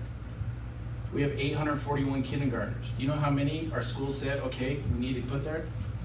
6. 6 out of 841. That's not even a percent. So that gave me an indication that, well, we do have severe kids, because if you need 6 to go there, they need a spot, and that's what we're just talking about. We need spots for them. It's not 300. It's not 250. But they are 6 children that demonstrate really severe behaviors. So that's one, is we're taking data. The second one is we're really looking at building systems, because one of the things you have to have in a school to be successful is you have to have a system in the classroom around behaviors and what that means. Then you have to have school level behaviors and clearly articulated and clearly taught. Kids have to be taught behavior because sometimes they're not taught that at home. And that's the thing that we need to be specific about and purposeful about teaching that. You have to have rewards, and you have to have consequences, and you have to be very consistent with those consequences. And that's when I hear some of these situations about I'm doing X or Y, there has to be a clear communication to the parents and clear communication to the student and to the staff and to the administration, all has to be on the same page about what's going to occur when X happens and Y happens and et cetera. I think what's hard about this is, as Mr. Coffey had mentioned, I don't know the teacher. I don't know the school. Now, we asked a little bit and we got some information, so we can now go back and try to find the specifics for it. I think we can do things. I think we need to continue to try. You can't, I'll never give up on a kid. Kids can change, and I've seen it over and over. Kids can be successful. Our teachers, we can give them better skills for that. I understand that feeling, though. I know it because I've had it in my own heart when you feel like you've been to your limit. And so my hope is that those teachers are willing to come forward. We need to be able to help them and equip them. And I would encourage anyone to walk our buildings. And I think that's the best thing to do is walk our schools and see. And if they're doing well. But we're not a perfect school system, and we got to continue to work on it. So just some things, but I'm happy to give more information if you guys would like to go in detail on that. We can come and share Later on, about what we're And doing. really quickly, Chair, Superintendent, it was mentioned that some of our policies may not be up to par to be able to help this. Do you believe that? Do you believe we have the right policies in place, or have we looked at that, or is that really something that you don't think is something that we need to? Chair Taylor, trustee by, I do believe we have appropriate policies. Some of these things you can't policy yourself into fixing and correcting. It takes a lot of work. Now, whether we are following the things that we need to do to get the parents, the teachers, the school, and the counseling and medical on the same board, that's something that you can't put a policy around. But we do have policies around behavior. It's in our handbooks. Level 1, level 2, level 3. It explains what those consequences would be. We have anti-bullying. We have expulsions. We have expelled elementary students. We have expelled secondary students. Those are things that we have under our control. We have a program that is full, that we can send to. We try to continue to equip that the best we can with our resources, which is why it's gonna be very important in a week or two when we talk about the state of the schools and where we are with the finances we have and the resources we have, so where we can put these. And that's why I think we need that data collection, so we know we gotta make some really important decisions in the next 3 or 4 months about what kind of resources we have and where we're gonna put those. I don't know if that answered your question or not. No, I think it's important because I think that there's a lot of work that goes on and we get a snippet of it. So trustee Bai, I love that you turned it over to Dr. Russell, because I would agree, there's just a lot of moving pieces and we have done so much in the spirit of behaviors. And so I think it's really good to have a robust conversation. Trustees, if there's nothing else or no comments after that. There's a question that needs answered. That's right, you were gonna go back, that's what I was gonna say. I was gonna go back to Mr. Okay. Coffey, yep. Where's the disconnect? It's not one thing. So every school building has its own culture, its own issues, its own challenges. And so it's difficult, to paint with, a broad brush and when these are sometimes fine issues. With that said, we have had some turnover at the administrative level. So I think 2 years ago, there were 8 new principals perhaps. Somebody mentioned that there's some consensus that it takes about 5 years for a teacher to really kind of get their feet under them and be able to, kind of have a handle on what they're doing, to really be able to maximize that learning. Well, what is it for a principal? Is it less than 5? Is it more? I mean, it's a wildly different job, wildly different skill set, different challenges, arguably fewer resources. When you're the building principal, that's your building. You have the budget, you have all these people. You hired some of them if you've been there for a while, but if you step in brand new, maybe you didn't hire any of them. And so some of those principals, those new ones, did better than others. Some are still here, some are not. And so there's some individual, just capacity issues there. When you have a new principal, how much training are they giving? How does even training translate into that job versus experience? So much of what they were gonna do from moment to moment is born out of experience. Same for a teacher. You have to just kind of live that to some extent. Not that training is not, can't be useful. So that's a part of it. A lack of trust, for sure, is a part of it, which also can come just from newness. I don't know you. You didn't hire me. Maybe I've been here for 20 years. And I don't have anybody in mind, so I don't make you think I'm thinking of somebody, but maybe you're like 32 years old, you're a teacher for 5 years in some other place I don't even know, and now you're my boss. What do I know about you? How do I trust you? And then the other part of it, I think, is there is this kind of general culture thing that I see in the elementary world, not just Nampa. My wife is an elementary teacher in Boise, and so the same kind of things are happening there, where your typical elementary teacher is the kind of person who's going to take on everything that comes with them, or to them, every problem. I'm going to own that. Every student, that's my responsibility. These are like the uber moms for the most part, mostly women, not universally, but at elementary, mostly women. And so, which makes it hard to talk about. There's some gender issues, which could also be stereotypes, which don't apply. So it's hard to talk about. Well, if it's hard to talk about even sort of generically, how do I talk about it with my new boss that I don't even know? Or maybe I do know you, I don't like you. Maybe I saw you be rude to somebody, or maybe you thought that I was rude. I mean, and how do we come to terms with that? And so the last part, I think, is the capacity for us as humans to have difficult conversations has been eroded significantly, and so that's a challenge. So you have all of these kind of cultural things, power dynamics at play, lack of trust, and now you want them to have the hardest conversation they've ever had. So it just doesn't happen. It doesn't happen. And what some people have asked for is a policy. We want a policy so that we have some expectations about what's going to happen. When this happens, then there's the consequence. And I agree, that's really hard because these are kids. And does your policy apply to the same to a first grader as a fifth grader?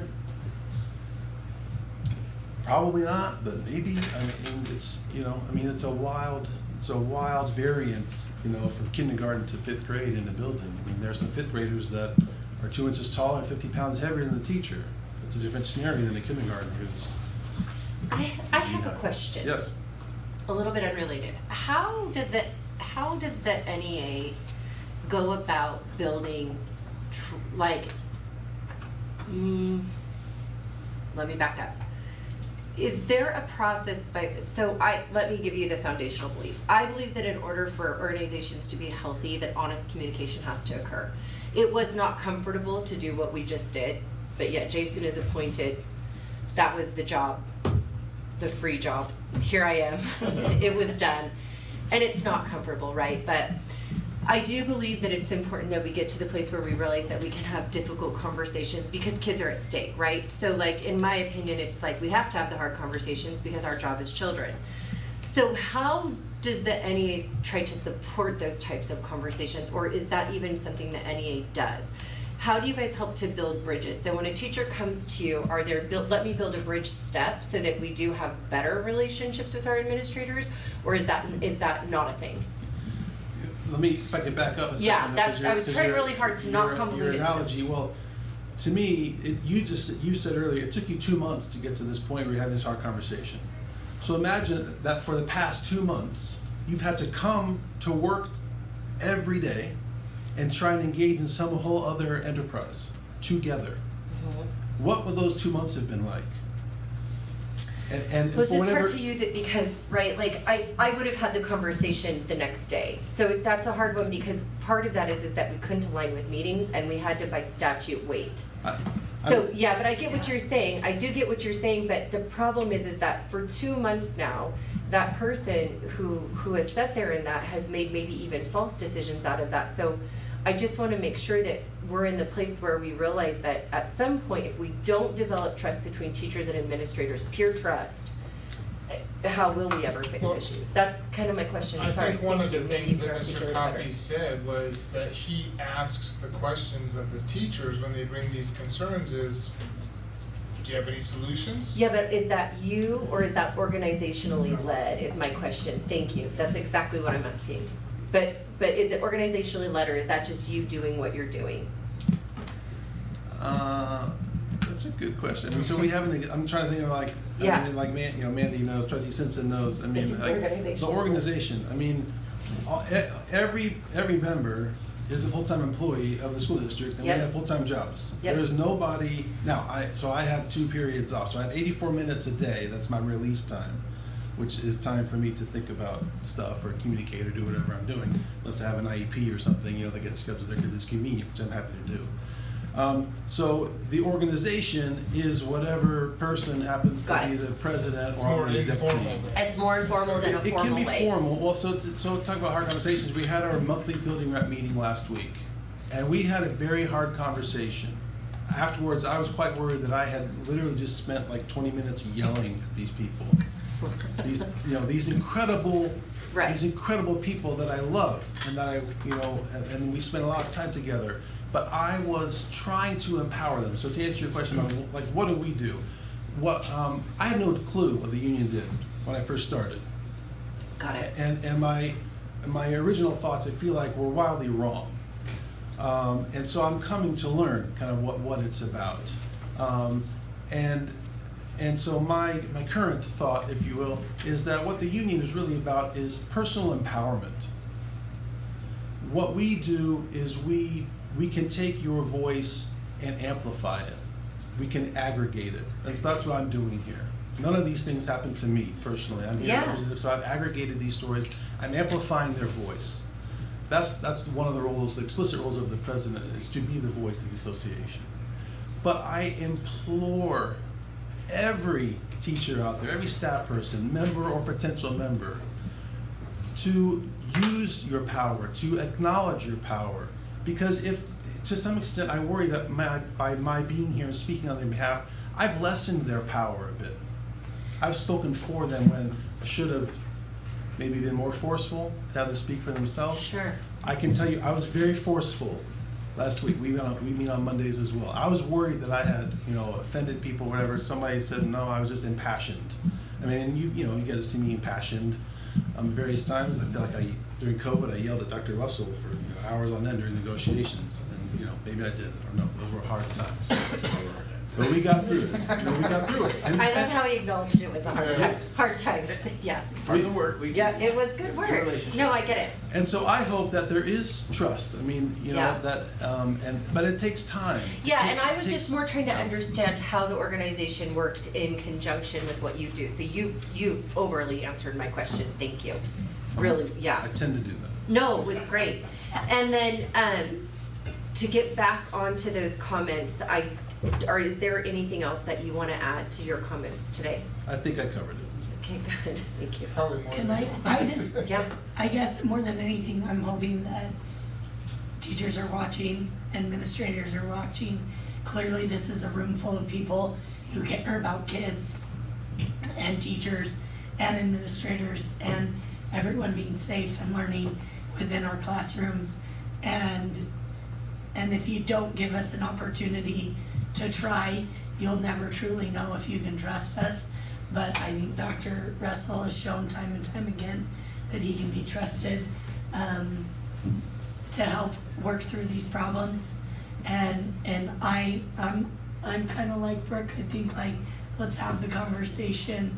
I want to, good, bad, ugly. Like that's how we get better, right? Is we deal with everything, and we deal with the good and the bad.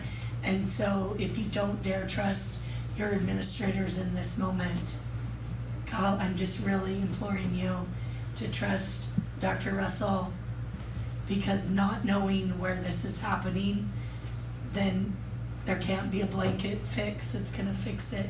There needs to be intentional things happening to help.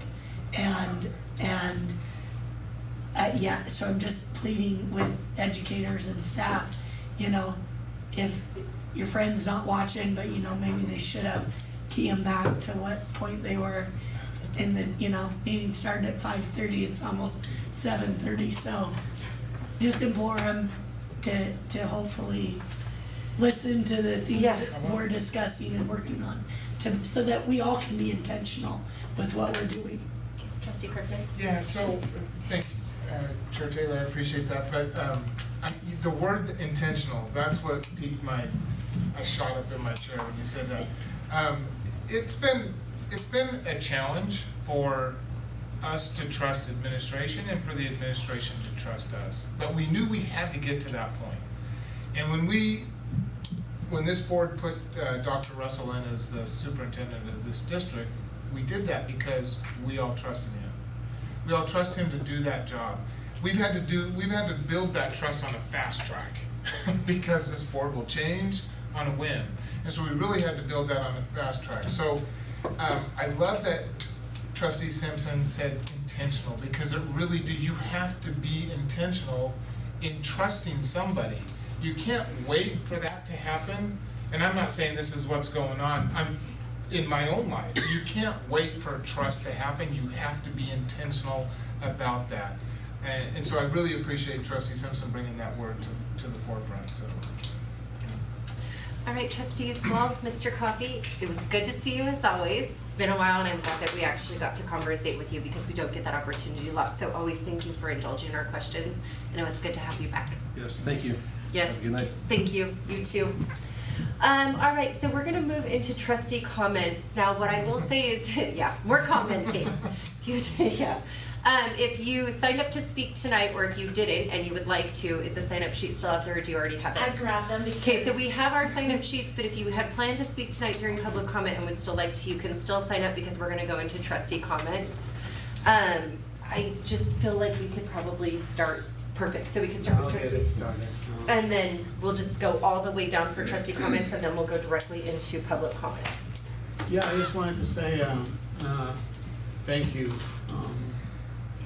to Dr. Russell.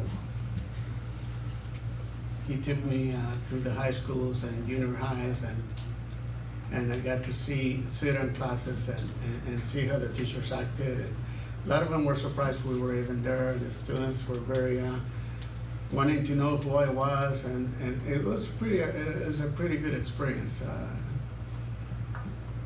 And I hope everybody gets to do that often because it gives you an in-ground look at the real fight that the teachers are having. But I don't want to say fight because they're having fun. Teachers are actually, from what I saw, they really love their jobs and they're really committed to it. And I want to be really careful with people saying that the world is burning. And we don't even know how many people are saying the world is burning or the school is burning when, actually it may not be anything really much to worry about. Or things that are already being handled. And I could see, just from listening to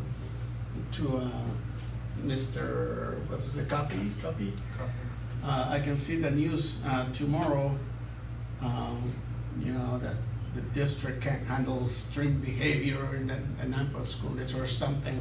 Don't put any words in. Something weird. You remember Mr. Press? Mr. Press will back everyone up. Because it just works like that, we don't have to say much, all of a sudden they think the world is burning, when it's not. I truly, from my experience, I have seen that the district is making a very concerted effort, intentional effort, there's a word, to make sure that teachers have what they need to be able to do their jobs.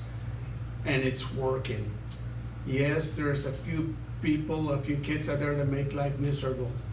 And when they know who they are, things happen and things get resolved. I've seen that. For all I know, there's only one kid. That's all, because we haven't been given anything, really. Just the cry that things are not working right when we don't have nothing to go by with that. So to me, it doesn't mean anything until this man really knows about it. And my message to the teachers will be, get your act together. If you truly care about kids, you would say something about it. So let's not come to this weird conclusion that I don't trust this, that I don't trust that, or I can't say this because I feel really afraid or scared. No, it's not about you. It's about the kids, okay? And let's get them the help they need, and let's talk with the district and allow them to help you make a difference in the lives of these kids. It's really upsetting that we have teachers like that. And I'll tell you that to your face. I don't know who you are, but it's really upsetting to me that we have to go through this and listen to this. And well, I can't say nothing because I can't say what school it is, but it's really, to me, it's almost a joke. And not to be insultive, but come on. We know better. We're grown-ups. We can handle things. I can handle rejection. Mr. Sue did a terrible, did an awesome job sitting through this. Let's move on, okay? Let's make things happen the right way. So, that's all I wanted to say. Thank you. I'll drink my water.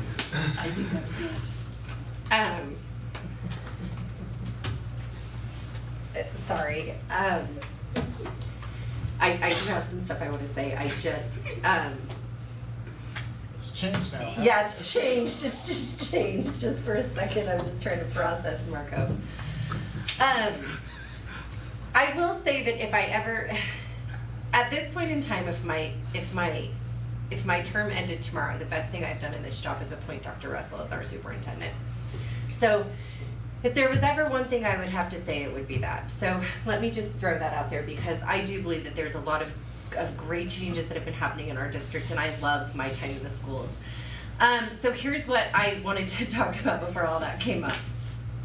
In the last year and a half, I've been super impressed with one thing that I consecutively see our teachers do, and that is our teachers constantly try to build relationships with people that they may not think like, or they may not understand, or maybe they do have that hard kid, and our teachers constantly go back into that situation and try to redevelop relationships. And in the last year and a half, I've thought to myself, you know, I want to be more like that, because I think it's really, really important for growth in perspective, because when we know better, we do better. Like Trustee Kirkman was talking about, like our perspective can widen or broaden. So these last few weeks, I've really just been working hard to build better relational opportunities with all of my constituents, so I can have more time to understand and learn their life and where they're coming from, so that when I'm getting feedback in this position, I can really draw on understanding their perspective. So the point of saying this is that really was something aspirational from watching teachers from this last year and a half and the hard work that they do. And I just want to say that I'm very grateful for that influence in my life. Yeah, just a couple comments. I echo what Trustee Taylor was saying about Dr. Russell and our teachers. Dr. Russell does not sit in an enviable position, but he chose it. So but there's a lot of things that are going on that people don't see. There's a lot of discussions that this board has that people don't hear about. It's by law, we have to have some of those discussions in executive session, and sometimes that's frustrating, because I would love to tell everybody what we're talking about, but we just by law can't. So again, there's part of that trust. We're asking staff, we know there's issues. You can't policy, like Dr. Russell said, you can't policy yourself out of problems, because every problem is going to be different.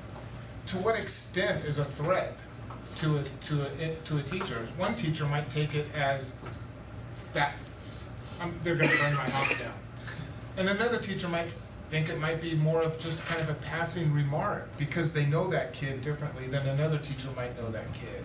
And so it really is difficult to legislate, if you will, yourself out of, you just can't.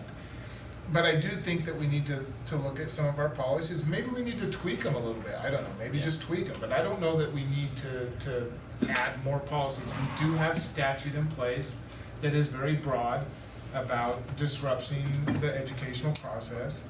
And maybe we need to lean on that a little bit more. I don't know. But there is a process in place. In my line of work, we talk about trust the process a lot. and I can tell you that my experience on this board, trusting the process has not let me down yet. It might not have worked out, and the decisions might not have been what people wanted the outcome to be, but nonetheless, the process worked. And we do. We push things back on Dr. Russell when we hear about him, because that's where they have to go. That's what the process is. And I know it sounds so technical and it sounds so clinical, but that's why it's there. And so taking each of those instances on a case by case, and really information that's brought to us when it's time to bring that information to us, every one of them are different. Every single one of them are different. Every one of these challenges that these kids bring to the teachers is different. It might seem the same from that teacher's perspective, but there's always mitigating circumstances. There's always different things that come up that we have to look through. So I trust Dr. Russell. I remember Chair Taylor and I stopped at the administrators meeting right at the beginning of the school year. and I stood up and I wanted all the, that I have total 100% trust in Dr. Russell. Will I agree with everything he does? No. I not necessarily agree with Courtney. I'm not, that's still in question with why you put Courtney in that position, but. I always find that I agree with Courtney. No, it's just a joke there. Yeah, agreed. But the people he has put in place, the people that he's put in key positions, 100% behind, 100% behind. The administrators in the school, the ones that I've been able to meet, work with, and see, 100% behind. Man, it's just sometimes these challenging, Issues. yeah, it's just because they're people. That's what I always say at work. I mean, it'd be fantastic. It'd be a great place that, people are people and they're always gonna bring challenges and, that's what makes the job interesting too. But, the teachers, I appreciate Trustee Vallier's comments, although I don't agree with them. Yeah, we're all adults, but we all have different life experiences too. And as Mr. Coffey was saying, we have some teachers that may have been in the position for a year or 2 or 3 or 5. We have some teachers that have been in there for 20 years. So they're always gonna react differently to certain situations in the classroom. And we have to recognize that and we have to accept that too. Because those teachers are coming from different life experiences, just like those kids are too. And without the teachers there, what do we got? What do we got? I could go on and on and on, but I'm gonna let Mr. Suda Trustee Suda have his. And I'm just gonna take a moment to say this is your very first trustee comment, and we're so happy to let you have the You can floor. talk about anything. I can't wait. And for as long as you want, that's what Jesus showed you. So, Yeah, we did the crap. Well, being the new guy, I will have to agree that I'm incredibly impressed by Dr. Russell, Mr. Stauffer, Mr. Yarbrough on just how well everything is run. Very impressed. Although I will say, on a personal note, I wish we could have beat Wayland a couple years ago in flag football, but that's beside the point. I want to take a minute and just read some kind of my statement I wanted to share. Trustees, thank you for giving me the opportunity to serve on the Nampa School Board. I wanted to acknowledge the other candidates who applied for this position. Thank you for your willingness to participate in this process with me. Your passion and commitment to quality education inspire me. Thank you to my friends and family for their support and encouragement. To my wife and kids, thank you for being on this journey with me. To those members of the community who voiced their support for my appointment, I'm grateful to you. To the community members I've yet to meet, to those who demand high standards for the quality of education that the children of Nampa deserve, I stand with you. While we may not agree on everything, I believe we share a unified desire to make sure every child in this district is afforded a quality education. I'm ready to move forward and work with the board, administration, and staff. Our top priority is to pass the supplemental levy coming up so we can have updated facilities, retain amazing teachers, and attract new talent. Our children deserve the best. Our community can give them. Thank you. Okay, all right, with that ends our trustee comments, and we will go ahead and accept public comment. Clerk Lamont, did we have any sign-ups? I didn't move it. Did anyone want to sign up? This is not our norm either, but I did grab it at the right time, but they took a break that I was not aware of. Does anyone want to have public comment that has not signed up? We have no public comment. This gentleman right here looks like he wants to say something. He's like, Do you want 3 minutes? sure. You just need to sign in. So we'll have you sign in and then I'll call you.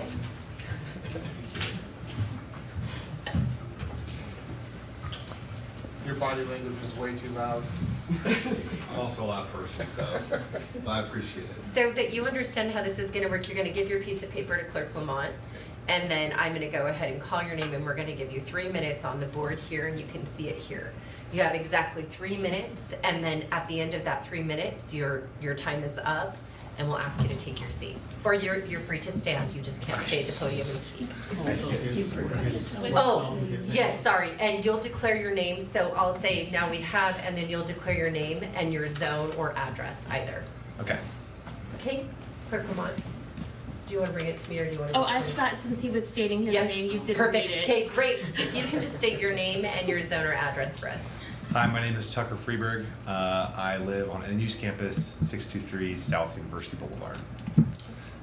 So I'm a senior at NU studying mathematics and secondary math education. And so we are in this class, my friends and I, and yes, the not reporter in the back. The press bowl. Correct. Yeah. So we're in this class and we're just learning about the foundation of education. This is at least my first school board meeting, just attending, and that was super interesting, and also really thankful for you guys, just all the work that you're doing. The discussion was really interesting. I guess I had more of a question for you guys, and I understand it's late and you guys have been here a long time, so you don't need to put a ton of thought into it. My mom is a first grade school teacher in California, so I'm from Northern California, about an hour north of Sacramento, at a public charter school she helped found. And she is really interested in this thing called ACEs. I'm gonna pull up my phone because I forget exactly what it's called. It's Adverse Childhood Experiences, and I'm not quite sure how much you guys are aware of that. But that just kind of came to mind for me when Mr. Coffey was on the board about you guys were talking about seeing these increased negative behaviors in especially kindergartners coming out of COVID. And so I was just curious if you guys have thought about ACEs in general and what you guys are doing to help prepare teachers like myself and my friends to work with students that are struggling with these adverse childhood experiences. So yeah, that's what I was thinking about. Thank you. Thank you for taking some time to comment that. Normally we don't do any Q&A, but I know that our district is very familiar with ACEs. Trustees, do you have any issues if we let Dr. Russell just kind of? Well, I would just have him reach out directly. Or to- perfect, or that's even good too. So if you want to reach out directly to Dr. Russell, it really is a good point, and we are familiar with ACEs. So that's why I'm so prone to want to answer your question. And I think it's great that you guys are here and that you're participating in the process before you go into education. And really, you guys should be really proud of yourselves because this is part of the process, right? Like this really is, and it's collective. All things mean community. I'm part of your community. You're part of my community. So just kudos to you guys for being here. And then Dr. Russell, he is our superintendent and his email is right online. So if you email those questions, he can send that back to you. Okay, thank you. Please. I just wondered, what, are you all in math? Education? No. I'm the only math one in our class. History and English and science. Yeah. The only reason. Journalism? Trustees- No, I was just checking. I was just throwing it out there. She's got her favorite. Trustee Simpson is a math teacher, that's why she's. That's Oh, what she awesome, asked, yeah. awesome. Well, I just wanted to know, yeah, where everybody was. It's great. And you might wanna start making some phone calls. Yeah, there you go, Yeah. make some connections. Sending some emails. Yeah, Dr. Russell definitely wants you to email him as soon as possible. Hey, come work here when you're done. Okay. Thank you. Awesome, thank you. Thank you guys. Thank you, Jeff. That was good direction. All right, that was wonderful. That was it. That was still public comment, and Mandy's already on it. Go ahead, I Mandy. move that we approve the consent agenda as presented. Second. Okay, all in favor? Aye. Any opposed? All right, the consent agenda has been approved, and we are now finally at Backside. 7:45 on the backside of the agenda into action items. So A is nutrition services bid. Dr. Russell? Yeah, Chair Taylor, trustees, before you, I'm gonna have Mr. Stocker come up and talk to us a little around a nutrition services bid. And we just need to approve the process that we went through on some of our vendors. Mr. Stoffer, you have the floor, but I never doubt you. And my comment there, that was just a joke for the record.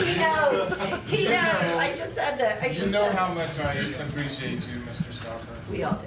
Madam Chair, Board of Trustees, thank you very much. I will take that all with a grain of salt at this point in time, but I am going to be a little bit off task and speak to the individuals here that, hey, please come contact us. We have positions that we will be opening up. We have lots of place for math, science, and other positions. So we'd love to have you guys in our pool of candidates and take you through what is amazing about the Nampa School District.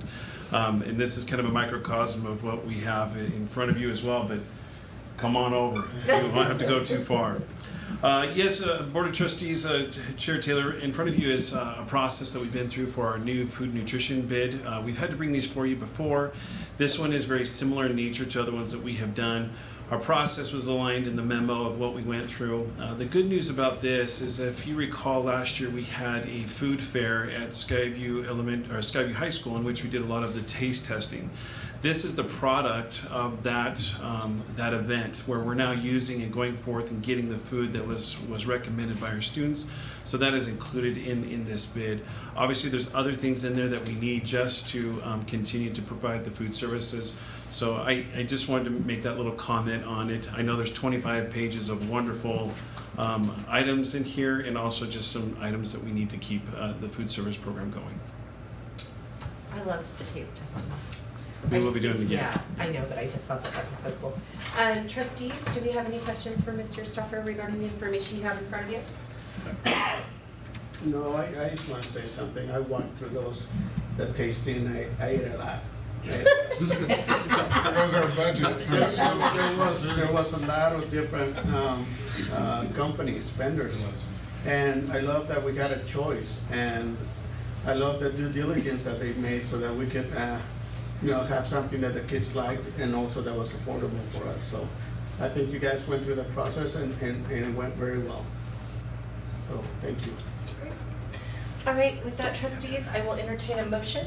I move to the approved nutrition services bids as presented. One second. Okay, motion has been made and seconded. All in favor? Aye. Any opposed? Thank you, Mr. Stoffer.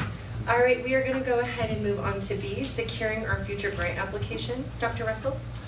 Chair Taylor, trustees, Mr. Stoffer might as well just stay up there. I'm going to have Ms. Anderson as well to kind of join us. But we're talking around a grant that the district is looking at applying for.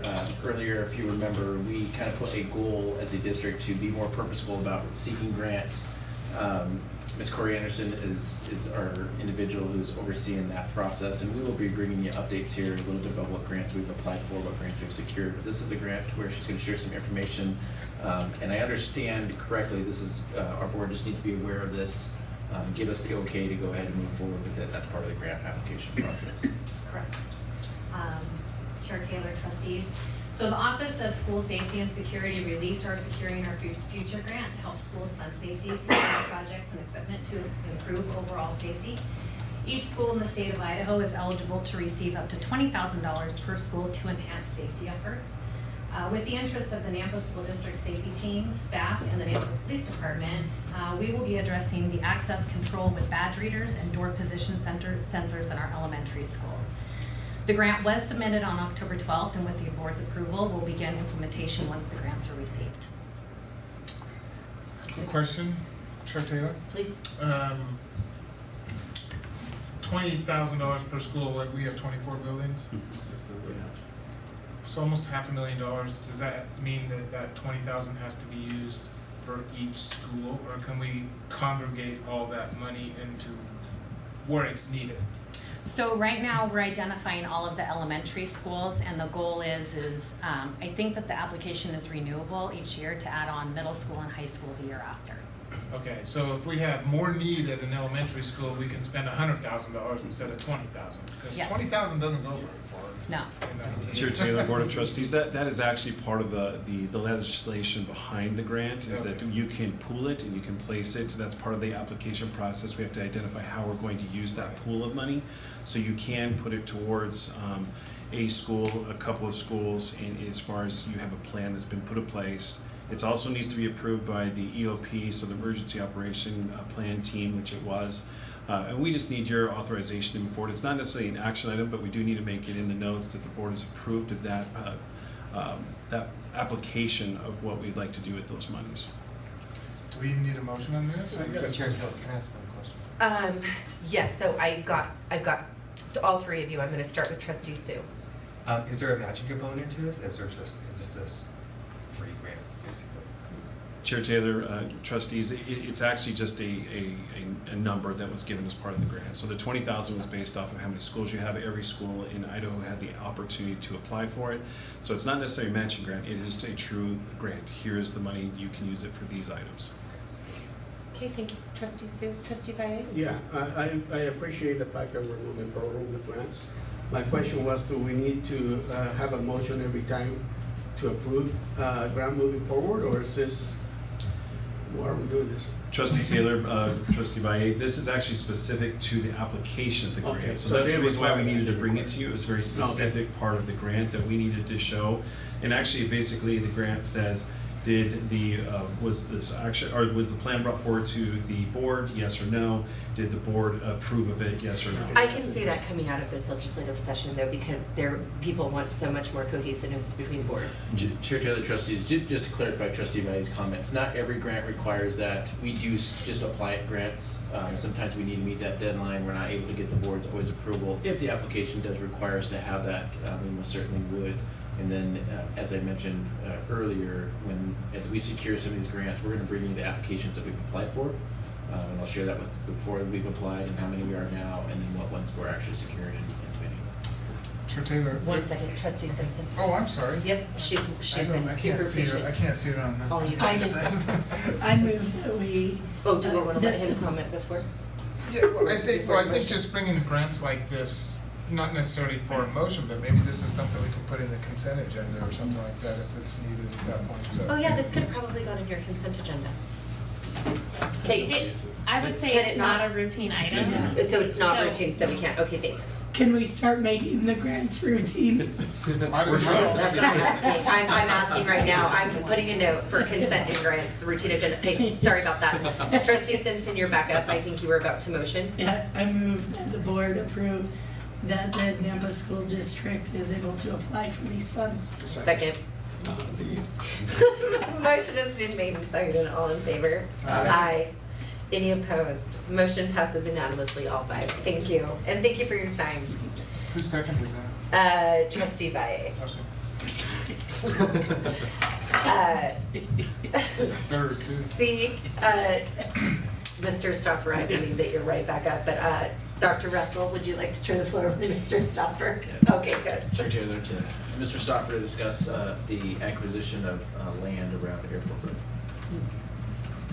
Trustee Taylor, Board of Trustee members, before you in the package, you have some information that we have been dialoguing about for some time. We had the opportunity through some surplus land acquisition through the Nampa Highway District.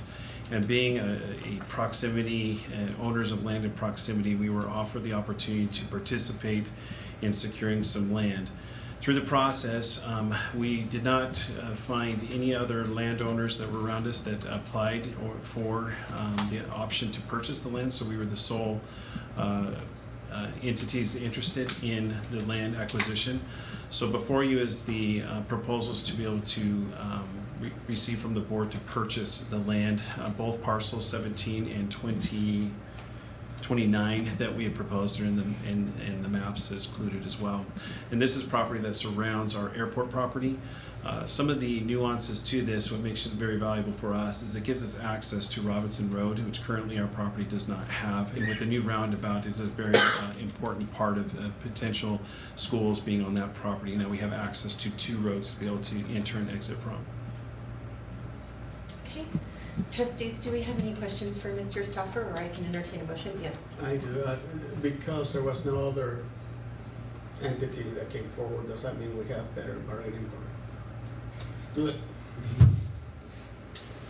So essentially, to answer that question, Board, Trustee Taylor, Board of Trustees, we were able to secure the pricing at the estimated value or the appraisal value.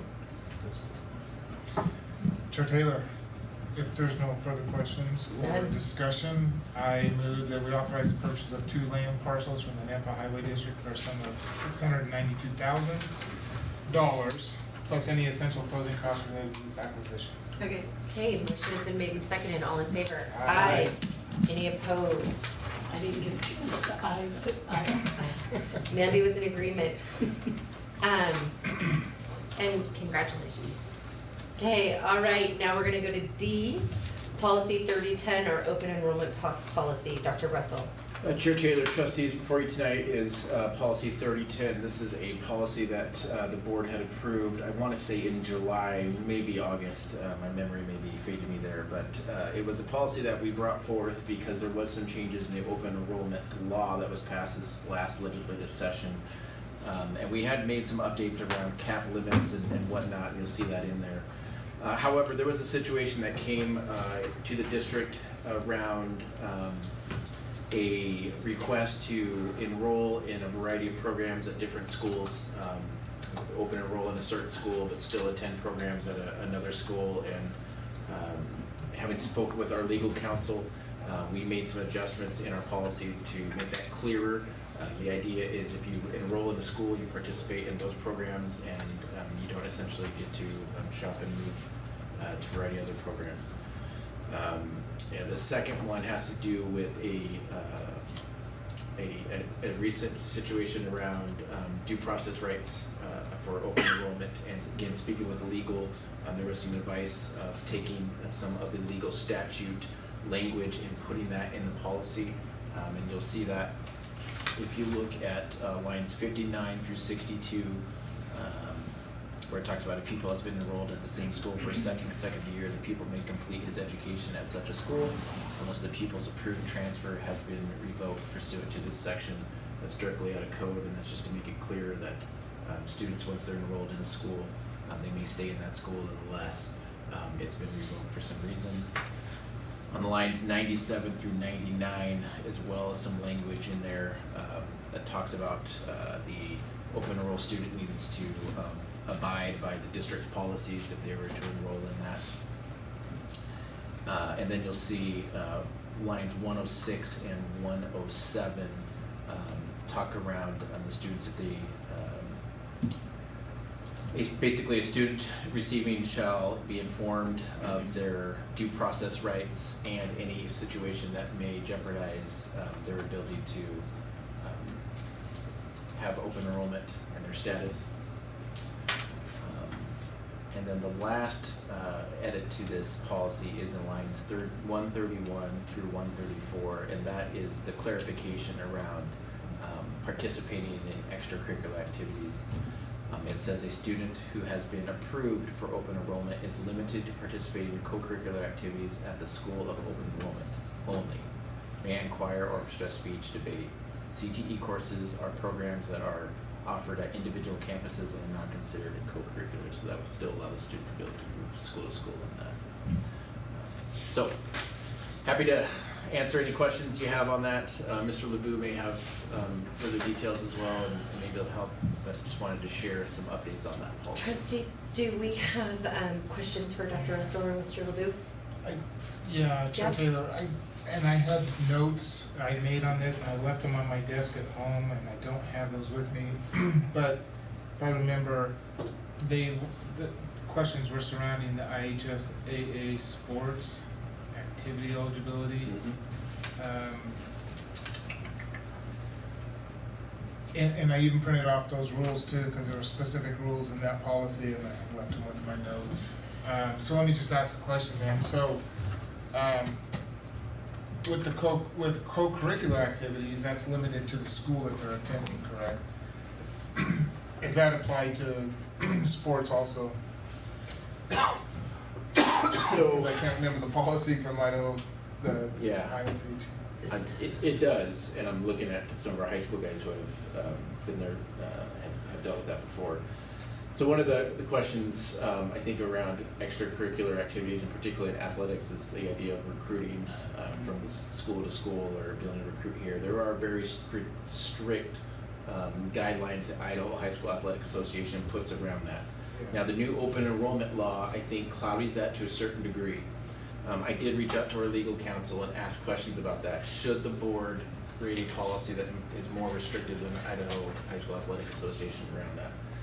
The advice at that point from legal is we shouldn't, because we should be consistent in following where the Idaho High School Athletic Association is on their policies on a variety of matters.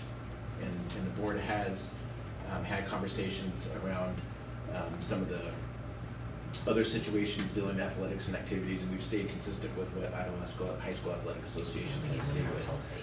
And so the advice is that we stay with that. So for now, it does apply. You can only participate in the school that you enroll. There are some rules around having to sit out a certain amount of time if you're moving through schools. Eligibility and all that. If they go back to say that we have somebody open enroll within our district, they're Columbia, they go to Nampa, and they would have to wait that year to be eligible for the open enrollment. If they go back to homeschool, are they immediately eligible? No. I'm gonna ask Mr. Yarborough. And it all just goes back to, and we don't even have to bring you up here, it just all is gonna revert back to IHSAA rules. So regardless, that's already covered in this particular policy. That was my main question. Don't get up and explain. As long as that's covered. Listen.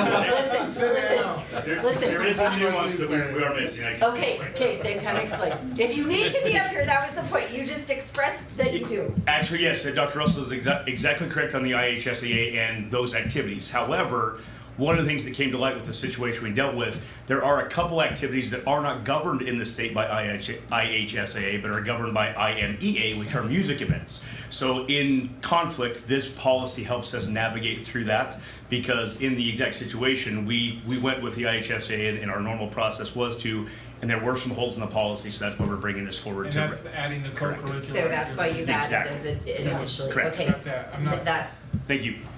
And I didn't even see you sneak in, Mr. Yarborough. I apologize for not even seeing you. Can I go back up to line 59 through 61? One of the questions that I've had when it comes to revocation and due process of students that are open enrolled, I get the language. Once a pupil has been enrolled at the same school for a second consecutive year, the pupil may complete his education at such a school unless the pupil's approved transfer has been revoked pursuant to this section. So my question is, this is statutory language that you put in this policy, which I agree with.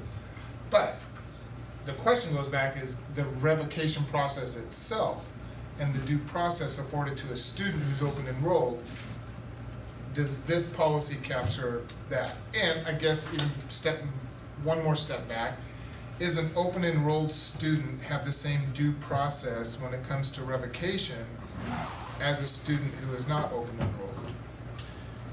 So, two questions, Chair Taylor, Trustee Kirkman, two questions. I'll answer the first one, and I think the first question, if I understand it right, was does this policy address due process rights for revocation of open enrollment? Yes. So again, spoke out to legal and questions on that. Legal said yes. Okay. However, in procedure, we do need to get clearer on ensuring that there is a paper trail of that communication. It says in this policy the reasons why open enrollment will be revoked, and there needs to be some communication to the families of the student if there is a revocation going to occur. Now, however, there are situations where a student brings a weapon on campus. That would be an automatic revocation. We wouldn't have the time to be able to do due process with that. Even today, in our administrators meeting with our high schools and our middle schools, we reiterated the importance of having a communication to that. If any of these situations happen, chronically absent, extreme behaviors, disciplinary actions upon those lines, that we need to start communicating to families that these actions, if they continue, may result in a loss of open enrollment at the school. So what it seems like to me, and please correct me if I'm wrong, but it seems like an open enrolled student who has some some behavioral issues, it's easier to move that student out of our schools than it would be someone who's in the district, has maybe the same behavioral procedures, who goes through a due process for expulsion or disciplinary at the board level. Trustee Taylor, Trustee Kirkman, that is accurate, because there is a difference. In this, when you're revoking an open enrollment, you're not denying education. What you're saying is you're not allowed to attend X school, but you have a home school that you can go to.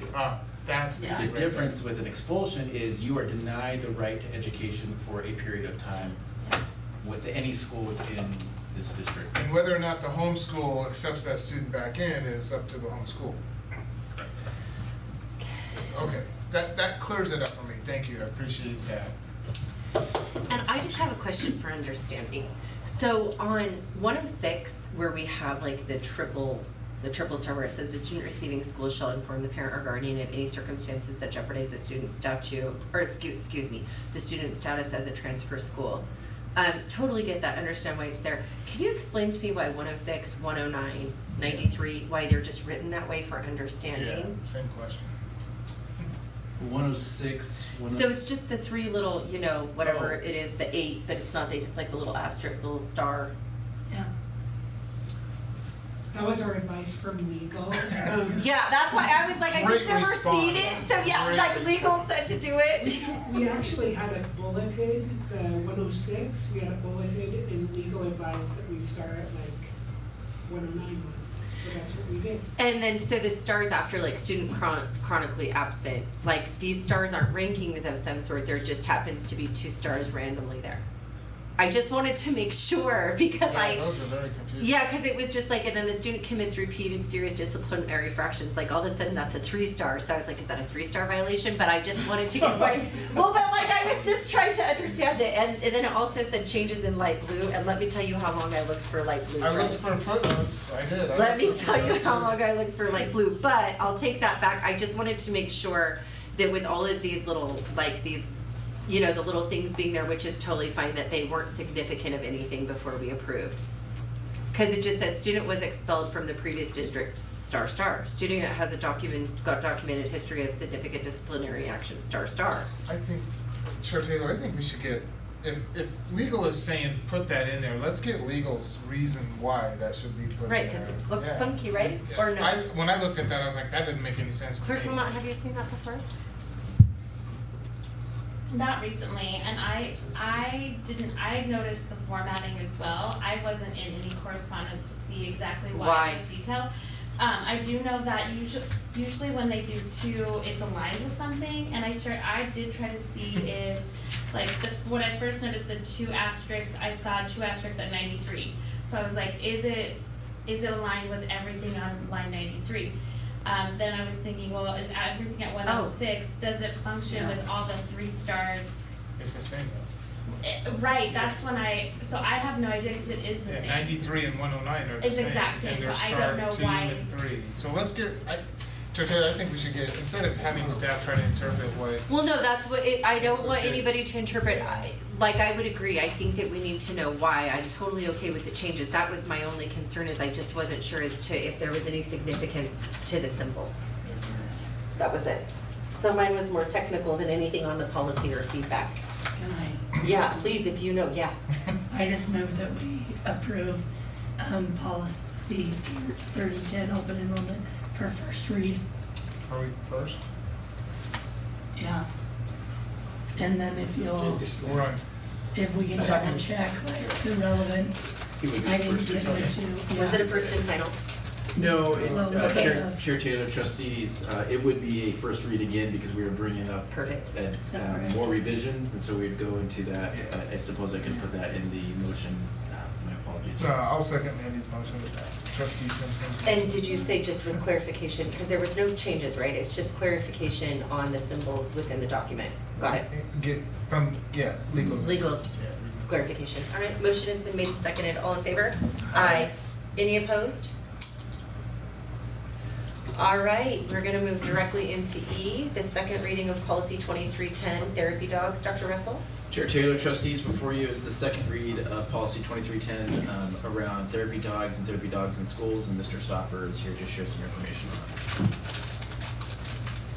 Mr. Stopper? Trustee Taylor, Board of Trustees, again before you is the second read for policy 2310 on therapy dogs. We have spent some time as requested to receive any information about the policy. We have not received any information from countering anything that is in the policy. I know that Trustee Kirkman had asked a little bit about some of the dog breeds, so we did some research and did some questioning. We did find that there is not a particular breed that is excluded from any of the therapy dogs. Of that title, I should say, as long as they have met all of the requirements for the training and have gone through those with appropriate certified trainers. There are some breeds that are better than others, I guess is the best way to say it. So I looked through a couple of the national groups and looked for some ideas. So I do have some names of some dogs, but there was no dogs excluded from this therapy dog list. Okay. Trustees, do we have any additional questions for Mr. Yeah. Stuffer? Trustee Valle? You know, they can't certify dogs without going through a process. Correct. And they go through that process so that we can make sure that they do the job no matter what breed. So to me, the question is, I've been researching, and especially when it comes to the training that is being done, dogs have to be able to punch them over and over and over again before they're allowed to be in settings with people or kids. So I have no problem with this. I don't care about the breeds because I know that their certification is strong enough to prevent dogs that are not suitable to be around kids to be, you know. So. I'm gonna have to confess my ignorance on this because I still have some reservations about certain breeds of dogs, no matter how much training they have. But again, that's my ignorance, and I will admit that.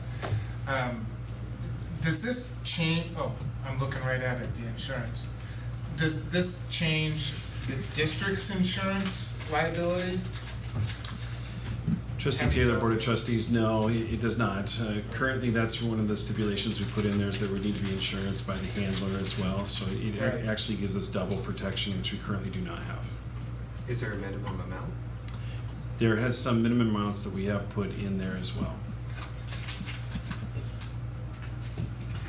Yeah. Any additional questions or comments? No, I'm just gonna say I love this idea. I love therapy dogs. And I'm not against this policy at all. There's just something in the pit of my stomach that just err on the side of caution with certain breeds. And I know that there are some parents that echo that same. So I guess what I'm saying is good judgment, common sense on the district's part, taking into account and so on and so on and dot, dot, dot. Trustee Taylor, Trustee Kirkman, if I may, I did put together a list of the highest recommended ones, and so we can include that as part of the procedure, that we could put that in there as just a recommendation to look at these to help alleviate some of those concerns. They did categorize both large breeds and small breeds, and so I do have about 10 of each that were the most popular across the different AKC and U.S. service animals were the major players, and so we looked across those and found theirs as well. So we could put that in as part of our procedure. I think that would, maybe that will help me sleep at night. Chair Taylor, Trustee Kirkman, in that, we can also do final approval goes through your superintendent's office or designee. That way we have the final say about that, and I had the same conversations with Mr. Topper as well. There are certain breeds that I know there could be concerns around ages and kids and things like that, so we need to consider that. Understanding that all animals, when well trained, can perform. And I don't disagree. Like I said, my ignorance is. Yeah, I think we can put things in place so that there is common sense stuff. I'm gonna actually throw out that I'm really in alignment with Trustee Valle on this one. I think that they go through all the training that's necessary to be at the level that they're at. So, we can either entertain this motion or we can. Chair, if I can make a motion. Okay. I would like to make a motion to adopt policy 2310. Okay. As a second reading, right? Nope, it's just I recommend that we adopt.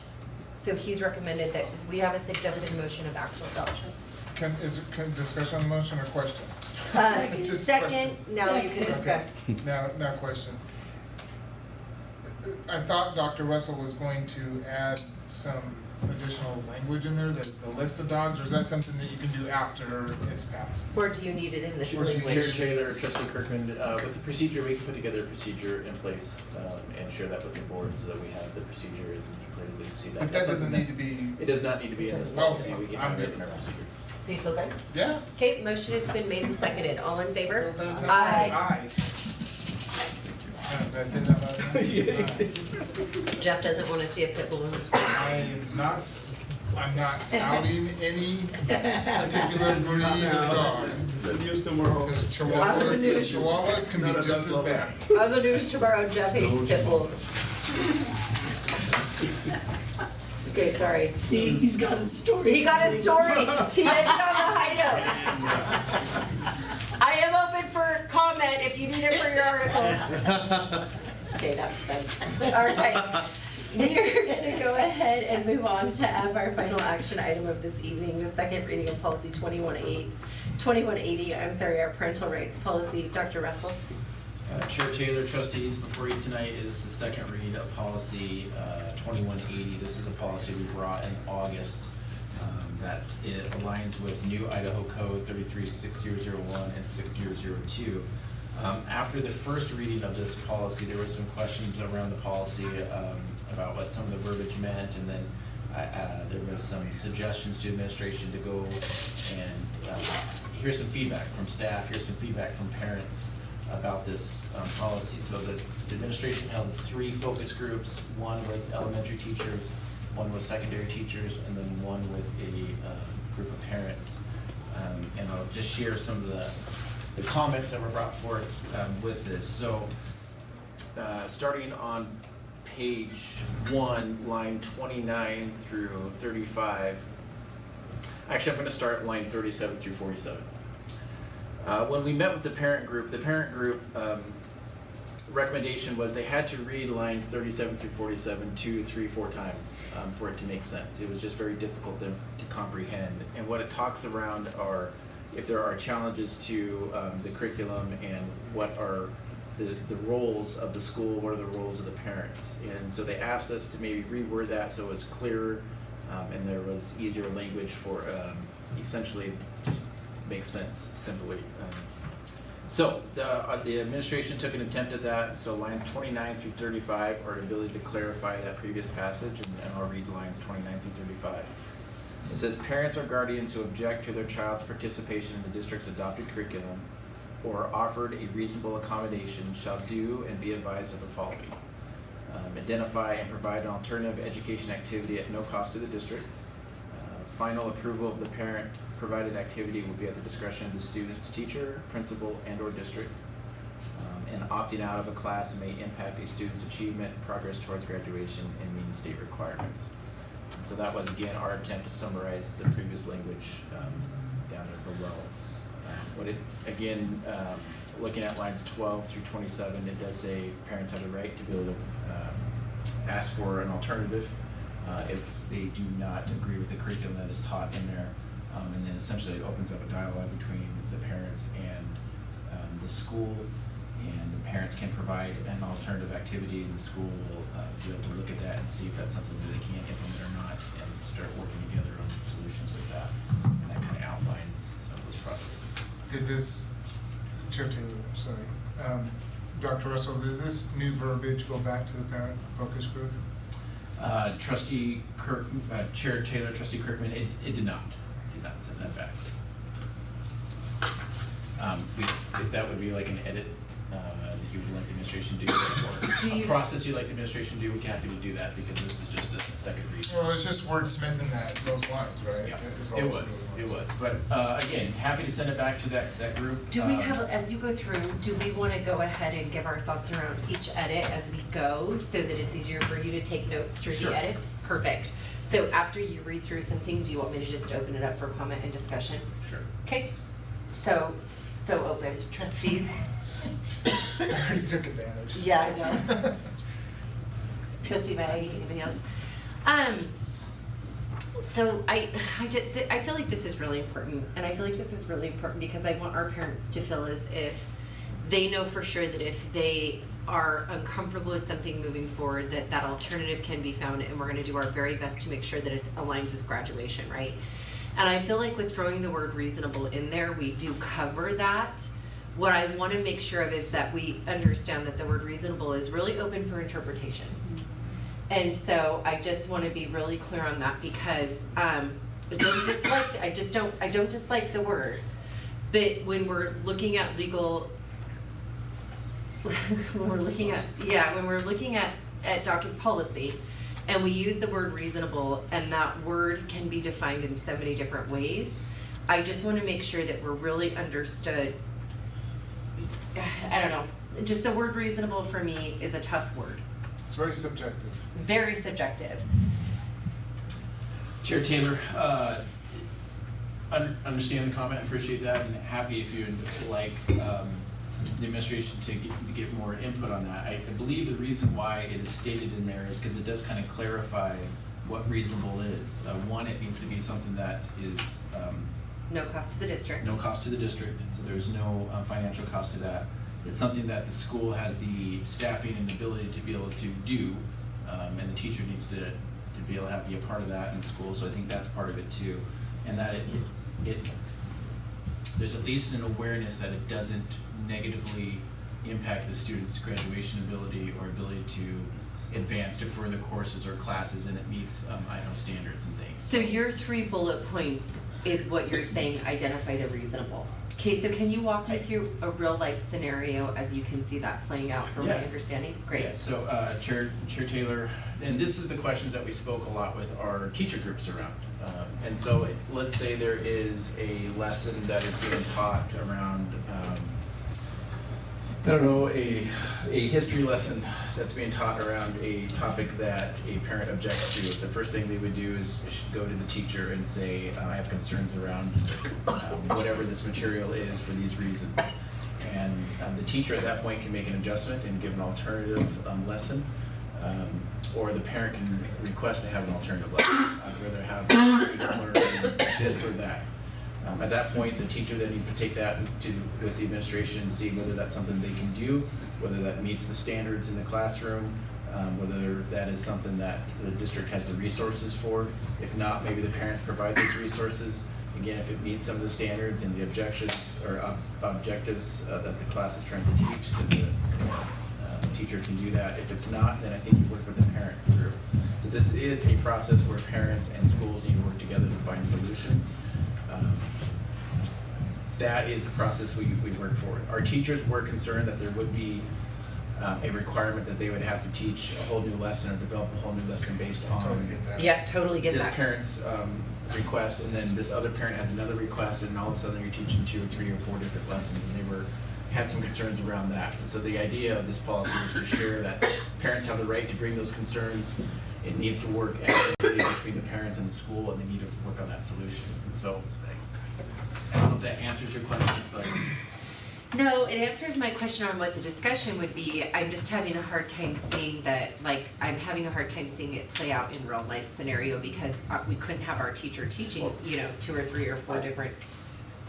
Chair Taylor, I'll just share, there was an example just 5 years ago, Skyview High School, in an English course where there was a book that a parent objected to. The teacher then provided an alternative text for the student to be able to do the objectives with, and the parent was fine with that. And so the teacher taught the book, the student read an alternative book, did his assignments, and handed those in, and the teacher just graded those, and it worked out. So if the teacher was teaching on the book and then at that time maybe said student could be dismissed into the hallway to work on their own book, is how you guys see that playing out? In that scenario, the parent did not object with the student being in the class, just did not want the student reading that text, and so the student just read another text. But in that scenario, yes, a student could be allowed to go to a different room, could be allowed to go to a different office, could go to a different classroom. That's something, again, between the parents and the school, the collaboration work on that. Chair Taylor, but on another example, if a parent brought in, let's say, a curriculum, a lesson plan from Hillsdale College, and to the teacher and say, this is what I want my son to learn or my daughter to learn. That's not necessarily gonna work in that classroom, because that teacher's ended up gonna be teaching 2, 3, 4 different lesson plans. And that makes total sense to me, that the teacher would say, yeah, you're gonna have to teach this at home, because we don't have the bandwidth to teach it here in the classroom. I totally understand that. The second bullet point on there, final approval of parent, and I missed what you said about the reasonableness in these 3 bullet points, but it didn't jive with the second bullet point, and you were explaining it. Final approval of the parent-provided activity will be at the discretion of students, teacher, principal, and/or district. How does that go to the reasonable accommodation again? So the school principal or district or teacher would have the final say whether the accommodation is reasonable, whether it meets the standards, whether it meets the ability to have cost, or it meets the teacher's ability to implement it. Okay, and I think maybe that type of language would provide further clarification in that bullet point, rather than just at the discretion, because discretion is another one of those words that has different meaning for different people. Yeah. Okay.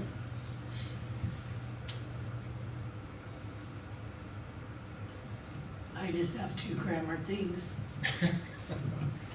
Jeff and I don't like actual words, Leave like it to the discretion teacher. and reasonable. Line- Mandy wants you to spell that Line correctly. 30, accommodation is just typo. Thank you. And then line 31, that not should be a no cost to the district, so just another typo. It made sense the same to me. Not cost and no cost, it seems the same. Well, where I went to school. So what did we decide? So basically, what you're gonna go ahead and do right here is you're gonna define discretion, and we're gonna say that reasonable is defined by those 3 bullet points.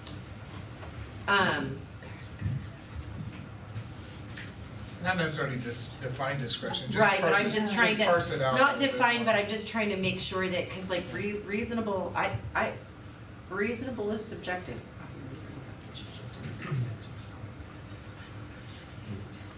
District final approval of the parent-provided activity will be at the discretion, and I'm sorry, what were you gonna do surrounding discretion? Chair Taylor, the suggestion was to clarify that phrase, to make it that the final approval of the parent-provided activity would be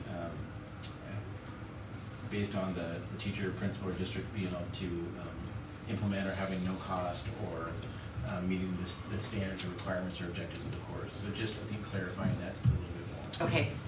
Yeah, just parse that word Got out a it. little bit more. If someone brings a lesson plan from another, that's, the parent needs to know why that's not gonna be taught in the classroom, rather than just, hey, it's our discretion, we're saying no.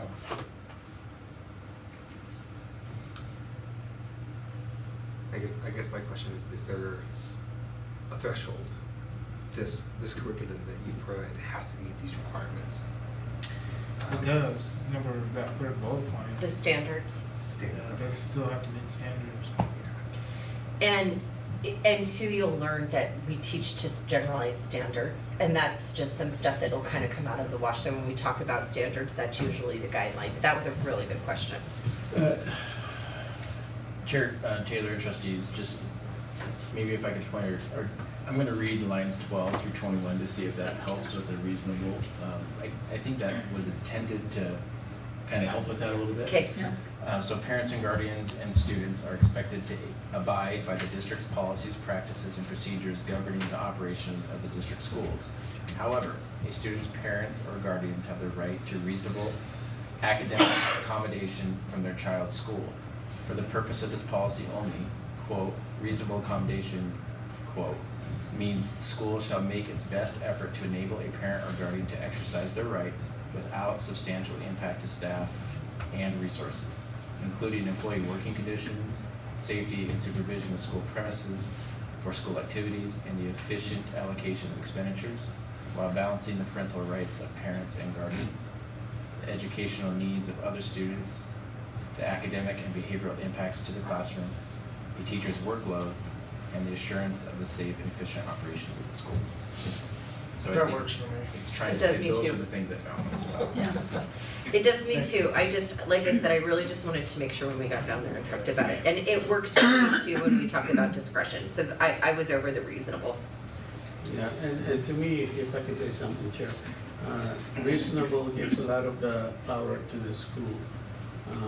But I love the fact that if something cannot be reached, it can move to the next level. Yeah. Yeah. So It that can. gives the power to the parents, back to the parents. So Yep. So to me, this works.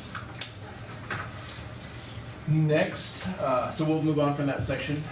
I'm going on then down to line 86 under student surveys. So this is a conversation that we had quite a bit back in August. We had shared that the new Idaho code had lined out specific requirements around what can and cannot be surveyed in schools that are non-academic related. And it lines it out there pretty clearly. So it says If I'm reading line 84. If the content of any such survey, questionnaire, or screening regards an individual student's sexuality, sex, religion, personal political beliefs, mental or psychological problems, personal family information, or individual or family financial information, school personnel shall provide the survey, questionnaire, or screening form to the parents or guardians in advance and obtain written permission from the parents or guardians for the student's participation.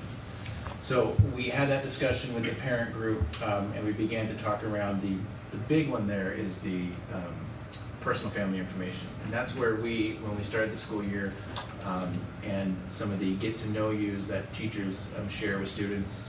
What's your favorite vacation spot? How many siblings do you have in your classroom? What's one of your favorite subjects? Some of those questions we were overcautious this year and asked teachers not to ask, or if they were going to get written permission prior.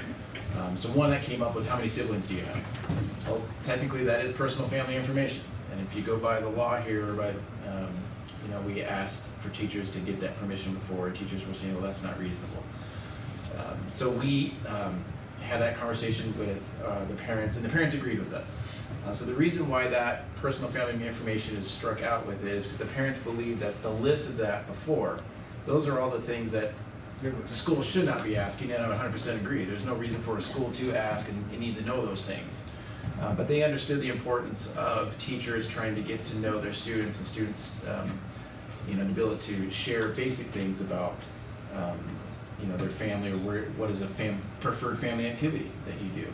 What is something you and your family, cherish. Those are some of the things that teachers have asked before to try to understand a little bit about a student's background. And so they felt like that. If we took that out, it still clearly defines the things that should not be asked in a questionnaire or a survey, and at least without getting written permission. Many of those I would not believe we would need in schools. Outside, maybe, I think Mr. Yarborough used one in high school. There was a government course where maybe a question around. Yeah, one of the things that did come up is a question around political beliefs when you're doing American course. Yeah. However, that's of a curricular nature, and as long as it's taught with not trying to go either way, but trying to explain the political spectrum, that's totally relevant in a government class. But again, an academic curricular purpose, not, hey, which party are you and what do you think about it? So, How are you gonna build this? yeah, correct. With that said, the administration still wants to be able to have provide a list to teachers of what's acceptable and not acceptable, still review those, so that we're making sure that we abide by this policy. And I think we have a bank that we would inform teachers that these are some of the questions you can ask in a get to know you kind of questionnaire at the beginning of the year. But try to use common sense and try to understand, it's just common sense. Yeah. So. Chair Taylor, I get one dumb question each regular board meeting, and here it is. Okay.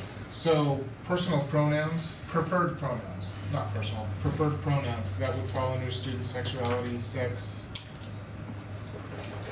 or is that? Chair Taylor, Trustee Kirkman, we have that under the gender policy and procedures around that we've clearly lined out. That is not acceptable in really any questionnaire. And you could make that argument here in a variety of ways, I suppose you could, but we already have that under another policy. And that was something that we did share and clearly articulate with every staff member and administrator this year. It's something that we will continue to do every year to iterate that there is this process or this policy on the books, and there's a process in which if you're going to ask questions and surveys, it has to be approved through the district. So there's that extra layer. So you have a policy and then our approval. Chair, if I may. Yes. Superintendent, are student surveys ever graded, and are students allowed to not fill them out? So, Chair Taylor, Trustee Bae, student surveys, if it's a curricular survey and it has to do with the curriculum, I would say the vast majority are not graded. I'm looking and trying to think through how or why it would be graded in any way. Why? Yeah, why would we grade a survey? I'm just wondering. No, it was a really good question.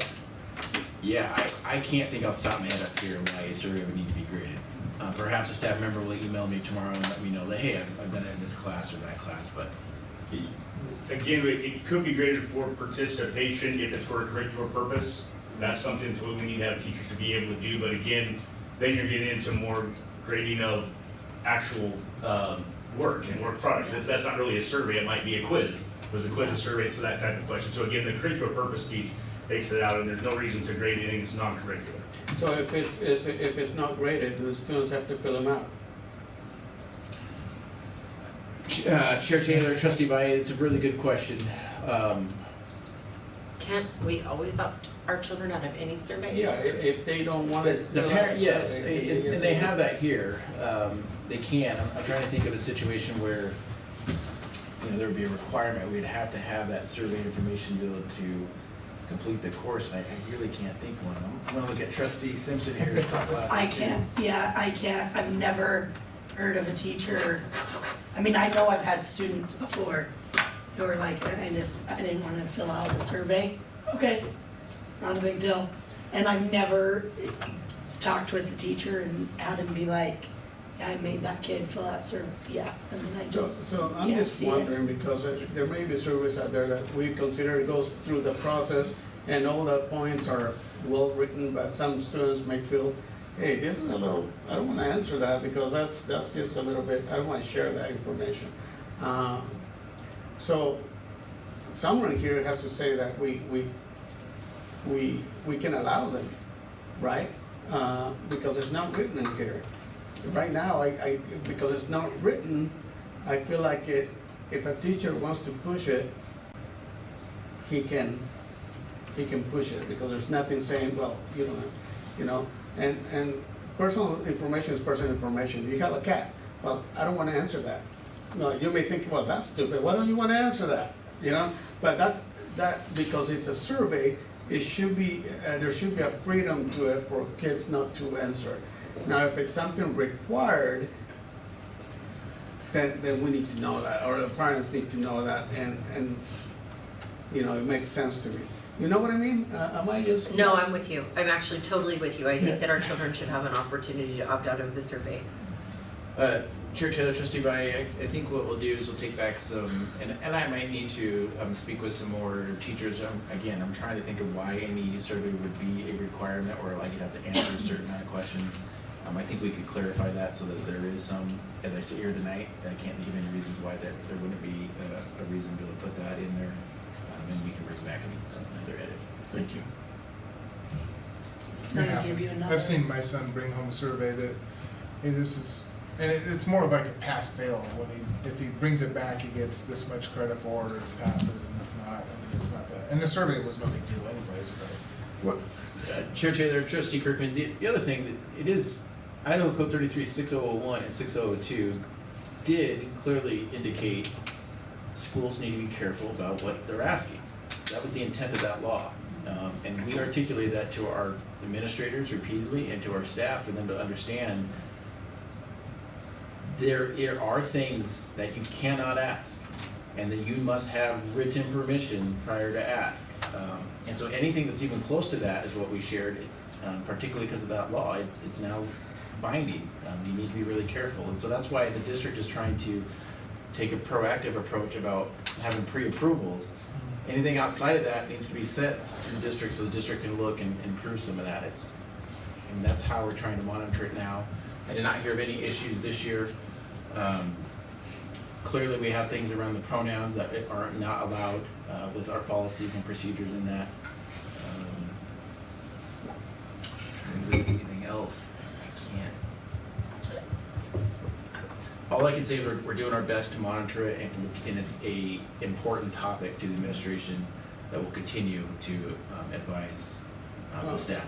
And I truly appreciate that. I just feel like if it's a survey, then kids should have the right not to answer it because it's nothing that is graded. And that's it. And if it's a graded survey that has to do with anything to do with likes or family, then maybe it needs to go to the next step and get parental permission. I don't know. I just feel like kids need to have that choice.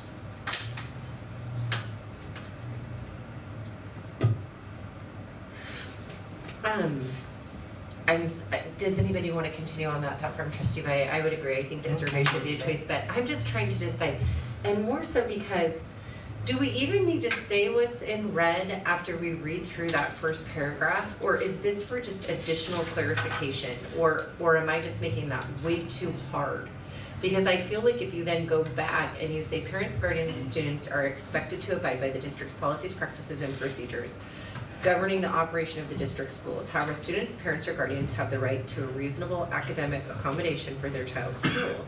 For the purposes of this policy, any reasonable accommodation means the school shall make its best effort to enable a parent or guardian to exercise their rights without substantial impact to staff and resources, including employee working conditions, safety and supervision of school premises, for school activities, and for the efficient allocation of expenditures while balancing the parental rights of parents and guardians, the educational needs of other students, the academic and behavioral impact of the classroom, a teacher's workload, and the assurance of the safe and efficient operations of the school. I guess what I'm trying to say is, why are we re-saying that? Are we trying to spell this out again? Because then we say again, parents who have an objection to their child's participation, blah, blah, blah, blah. If a reasonable cannot be reached, parents or guardians should then address such questions within the building administration. So why are we re-saying that? Chair Taylor, there. So that I can just understand. Yes, the only thing that truly really is restated in that is the first bullet point, identify and provide alternative education activity at no cost to the district. That, the second one there, bullet point on line 32, where it says final approval to the parent provided activity will be at the discretion of the student's teacher, parent, principal, and district. It's not as clearly. As clear, so it's for clarification. To clarify that again. So to clarify that statement, we're adding that additional bullet point because we want it to be very, very clear because we felt like that's what was not. Got it. Is the warning of, at least acknowledge a warning to the parent or students that there could be some ramifications when it comes around graduation or meeting state requirements, and that is not up in paragraph 12 through 20. So.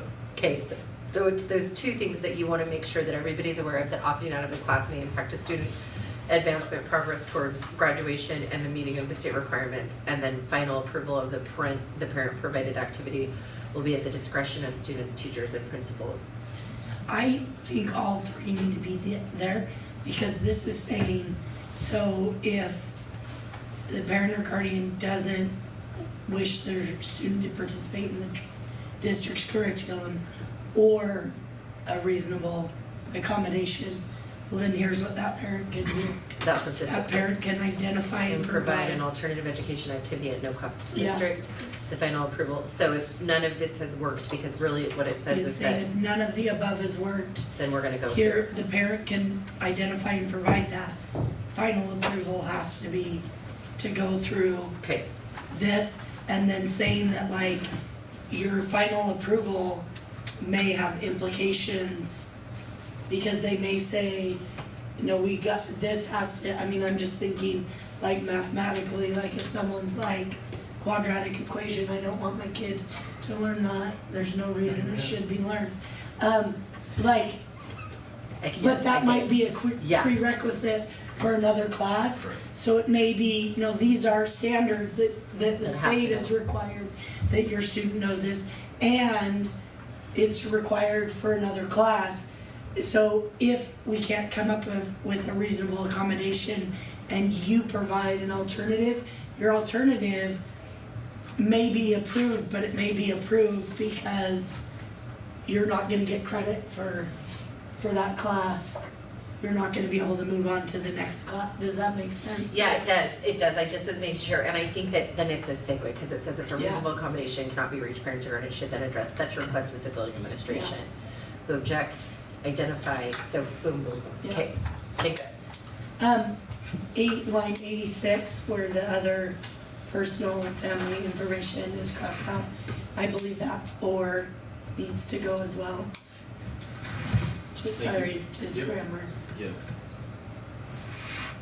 I don't catch them all, but when I do. They have a big meaning, mental or. It's like that with cars, the and or the or makes a huge difference. Yes. Was that all the red? Chair Taylor, Yeah, that was all the Trustee red. Curran, that And is- for me, it was that's just all more the red. clarification. I just think it's cumbersome because there's a lot of information right there. And so I was just hoping we could simplify more, but I'm with you. I think we've simplified what we can. So, Chair Taylor, Dr. Russell, on line 116, the annual notice, I know we do a lot of notifications with emails and parent squares and all that. I'm assuming that's what reasonable methods is, because I don't know of very many parents who read the student handbooks, unfortunately. So, Chair Until Taylor. they need to. Yeah, Chair Taylor, Trustee Kirkman, we, Or they're on the school board. we did talk with the parent group about that, around currently how we shared the new law and code. It was sent through an email through Parent Square this year. We asked, is that reasonable? I mean, is that the best means in which to share that information? And they agreed it was. They said there was some onus on parents to be involved. Thank you. To be able to read their emails and things. So they said if the district was sending that out, let them know that here's your annual notification. That was the best approach to do that. Okay. I want to ditto that parents also need to be owners of communication too, so I think it needs to be Yeah, I two-way think we street. should use that parent group more and more. I like that. Chair Taylor, Trustee Kirkman, they were great. They had a lot of really good we had a really good conversation, good insights with that, and really saw it from a parent perspective, but also understood schools and then understood, the rights that parents want to have. And so it was a healthy conversation. It was really good for them to come in and read it and listen, talk with them. Mr. Yarbrough and I met with them, and I may actually use them again. They did really good. So I hear basically two things, the discretion and then Trustee Valle is wanting to put, and I'm in agreement with him, something on like the surveys aren't mandatory, but not that exact wording. So I think that was a clear conversation. Dr. Russell, am I correct? Chair Taylor, that's accurate. That's what I have down on my notes, and so we'll come back with another version here next month with some revisions and look at that language. Okay. So do we need to, yeah, thank you. I move that we approve policy 2180, parental rights for second read. Second. Motion has been made and seconded. All in favor? Aye. Any opposed? All right, that actually ends our action items for this evening. We will now go into information items and reports. Dr. Russell, you're up. Trustee election, zone 1 and 2. I believe 1 and 2. Both two. Both two. Twos are both here. Yeah, Chair Taylor, just, I believe this was put on there just for information to let you know, let the board know what zones are open and what candidates did apply through the county to be running. It looks like we have a couple individuals here running.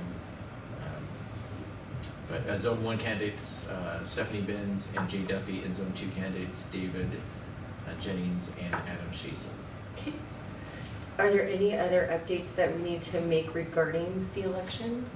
We know everybody's filed. We don't have anything to do with it. Yeah, so I mean, what else would we say? Next. Okay, we're gonna move directly on to the enrollment report. Chair Taylor, trustees, before you are the enrollment reports for September and October, so you can look at those. There was a request as well to include average daily attendance, and so that was added into this report. So we are sitting right now, those numbers you see 13.2, roughly around 13.2 in September, 13,149 in October. That includes our preschool. So we have 242 preschool students, 243 depending on the day. Sometimes enrollment-wise doesn't change day to day. You take those around, we're sitting right now about 12,968 as of today for our enrollment with our students. Again, I've shared that is down several hundred students from last year and about 100 from our projection of where we were. We will talk more about that when we talk about the state of our schools, but just wanted to let you know we are holding steady on that though. I've been watching it every week. We've been sitting right around 12,970, 12,965 pretty consistently the last several weeks, so I think we have stabilized. Our attendance, you'll see there 92% is where we've been, and that's been fairly consistent as well. We started out a little bit higher than that, dropped a little, and have been really consistent with that. I'd love to see that be 93 or 94. Happy it is in the 90s, and I think that was something we'll continue to monitor, continue to work with our schools. The first 10 weeks of school is ending the first week in November, and just a reminder, that first 10 weeks is really critical to us because our average daily attendance will determine the amount of money that we generate for our staffing. Chair Taylor? Yes, Quick Trustee. question. I don't know how quick the response is gonna be though. Dr. Russell, there's, seems to always be when we're focused on enrollment and average daily attendance and those numbers, that there are some in the district, or some parents, patrons, I mean, whoever, when it comes to the behavior of kids and expelling, dealing with some of these challenges with behaviors, and does the district keep these kids in school for the numbers? Oh. Does that make sense? Yeah. I just, if you could speak to that. Yeah, Chair Taylor, Trustee Kirkman, that's a great question. The answer is no. We don't keep this school kids in for numbers. It's, as we already discussed, it is complicated. Yes. Because on one end, you have a child who clearly is struggling, who I believe, when things, as I mentioned, are in place, can turn it around. On the other hand, I'm a parent as well, and you want a great environment for all the kids, and you can't have a student tearing up the environment. And that has happened, and that does happen. And so there has to be immediate steps taken, interventions in place, communication done to the staff and to the parent, and as I mentioned before, about what's going to occur with that. If you don't see success with that, and there are steps you got to understand, is there disabilities occurring, and that needs to be considered as well. Is there different placements that need to be done? Or do you move down the route of peer discipline around expulsion? So it's a scenario that's not easy. Every individual is different, but the school does not keep students in buildings just purely for revenue's sake. And we want every kid to come because they need to learn, and that's what our job is to give the kids an opportunity to have a successful life, and that's what we got to do every day. But it's not revenue driven. Well, that's the response that I give. I just want people to hear it from the superintendent also. Sure. 'Cause I think that's important. You're in a no-win situation because this is the way that we're funding the issue. It's designed to look that way, but I also think that patrons can rest assured that we don't see a ton of expulsions. No. Right after that first 10 weeks. 10 weeks. Thank you, I'm getting tired. But that first 10 weeks, it's not like we see an extreme amount of expulsion. So you would be able to look for evidence if it was being used in that way. But I appreciate you bringing it up because it is a question that trustees do get often. And it is something that when we're out in the community and people want to talk to us about these things, that is said. So it is good to know that it's brought up here and you can answer to it. Yeah, thank you. All right, so anything else on the enrollment report, trustees, or can we move on to the finance treasurer report? I got a question real quickly. Okay. With the enrollment report, and maybe you're gonna speak to this in your superintendent report, but, and you can just not answer if you're gonna do that, but, how does it look like with enrollment as compared to the teachers? You know what I mean? Chair Taylor, Trustee Vice, sorry, I'm getting tired as well. I know. Following the formal process always is not Nice. easy when it's late at night. Right now, so what I'm interpreting is class size. What does class sizing look like, staffing ratio versus Well, the the staffing students? ratio, yeah. Probably the best we've ever had in a while. But some of that has to do with our ESSER funds and some of the positions that we've hired. I can bring you specific numbers. Elementary school, it does vary. There's only a few spots where I think we have some 30, 31s, but we also have classes down in the 16s, 17s. And so there's a wide variety of that. And that will speak to some of the inefficiencies, I think, as we start talking about the state of the schools, which I will share in a minute. So there's a wide variety there. Secondary schedules, particularly high school, is really, it's just difficult because of some of our CTE programs and some of the requirements and the requests that students get, and some of the staffing options and they have with that.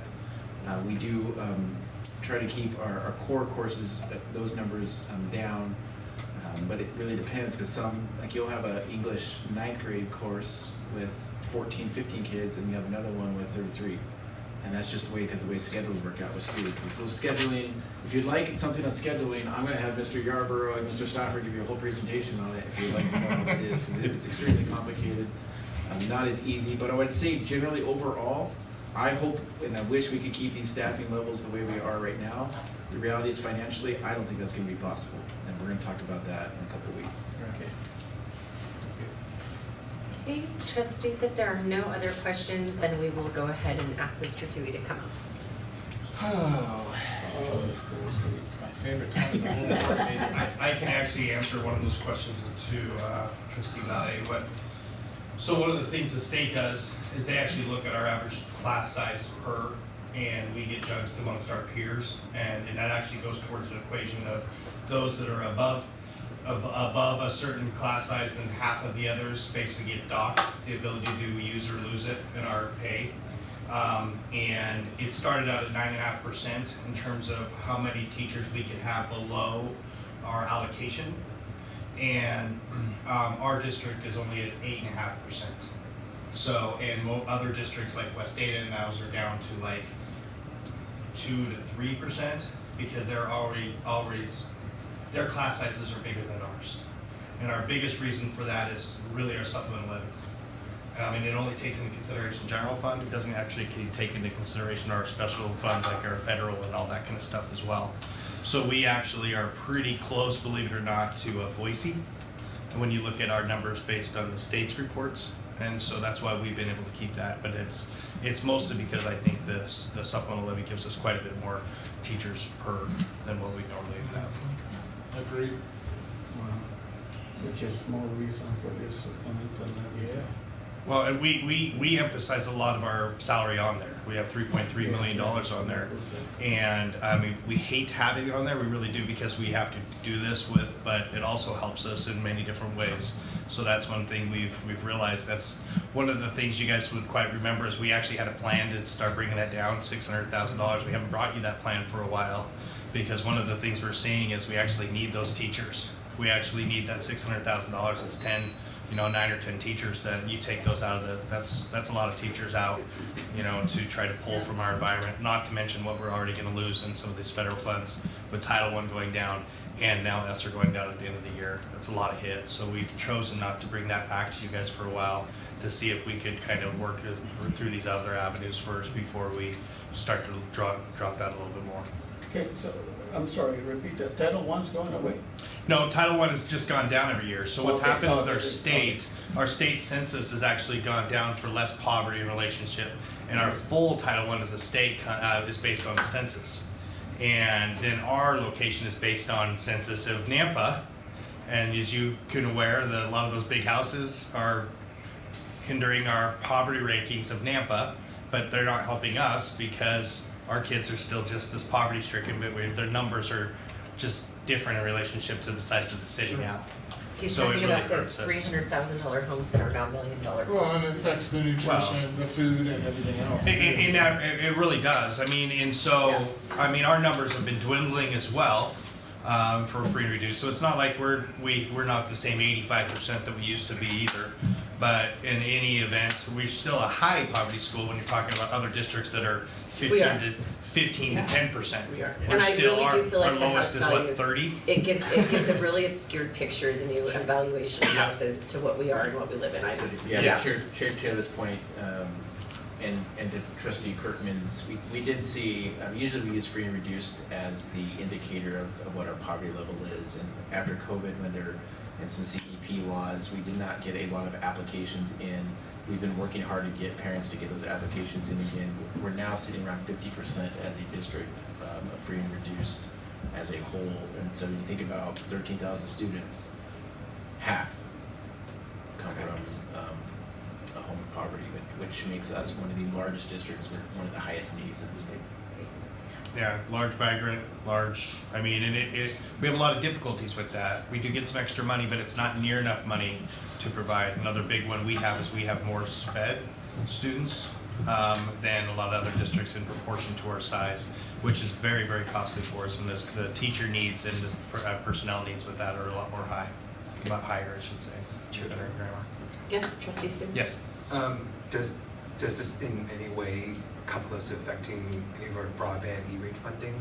It does. Okay. I wish Cody was here to be able to tell us, but right now we're at 80%, so we have to come up with 20% of our funding, and then the broadband E-rate comes up with the rest, and we're at risk of going down. I believe it's the 60% based on some of our numbers. What does that mean?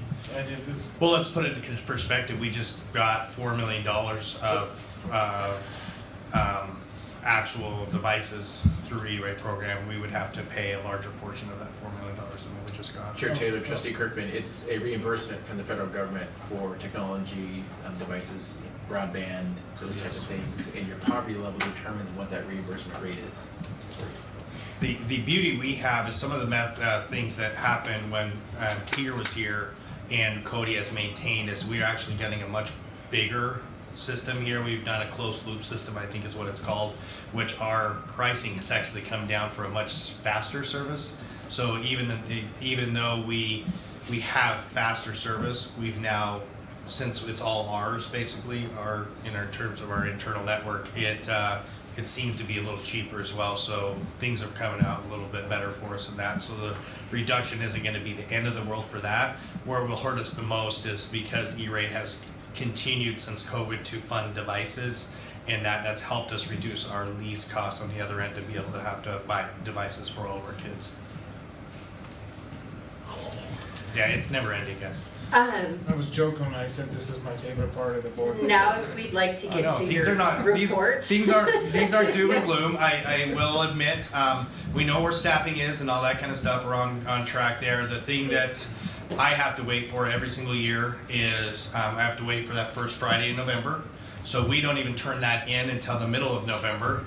And then I start getting reports from the state until the end of November, December. So still working on it. And when I get those numbers, then if it's good, bad, ugly, I'll come and tell you. I don't think it'll be good, bad. It could be ugly. At this point in time, talking to Superintendent Russell and that, I don't think it's going to be ugly. But we're not going to hit the budget mark that I think we were going to get, because the biggest part of that is a big component is the protection we've gone through months about talking about. Sure. I am at odds of what everybody else is going to do, and the state can't tell us either. So we're kind of at a crossroads with that right now, which is really a tough thing. But I'm not sounding the alarms just yet, but we'll probably by next month we'll have a little bit more knowledge when we get closer to that November 8th. Chair Taylor, trustees, just so you're aware as well, I was at some meetings and Superintendent Critchfield had noted that across the state we are starting to see a decline in enrollment. It doesn't mean every district's declining. Valley View, for example, still is growing, but across the board you're seeing a decline or a flattening of enrollment. And what, to Mr. Dewey's point, what that means is some districts might start needing protection based on where they budgeted and what they earned. And if everybody needs protection, then it's a self-sustaining kind of insurance, if you will.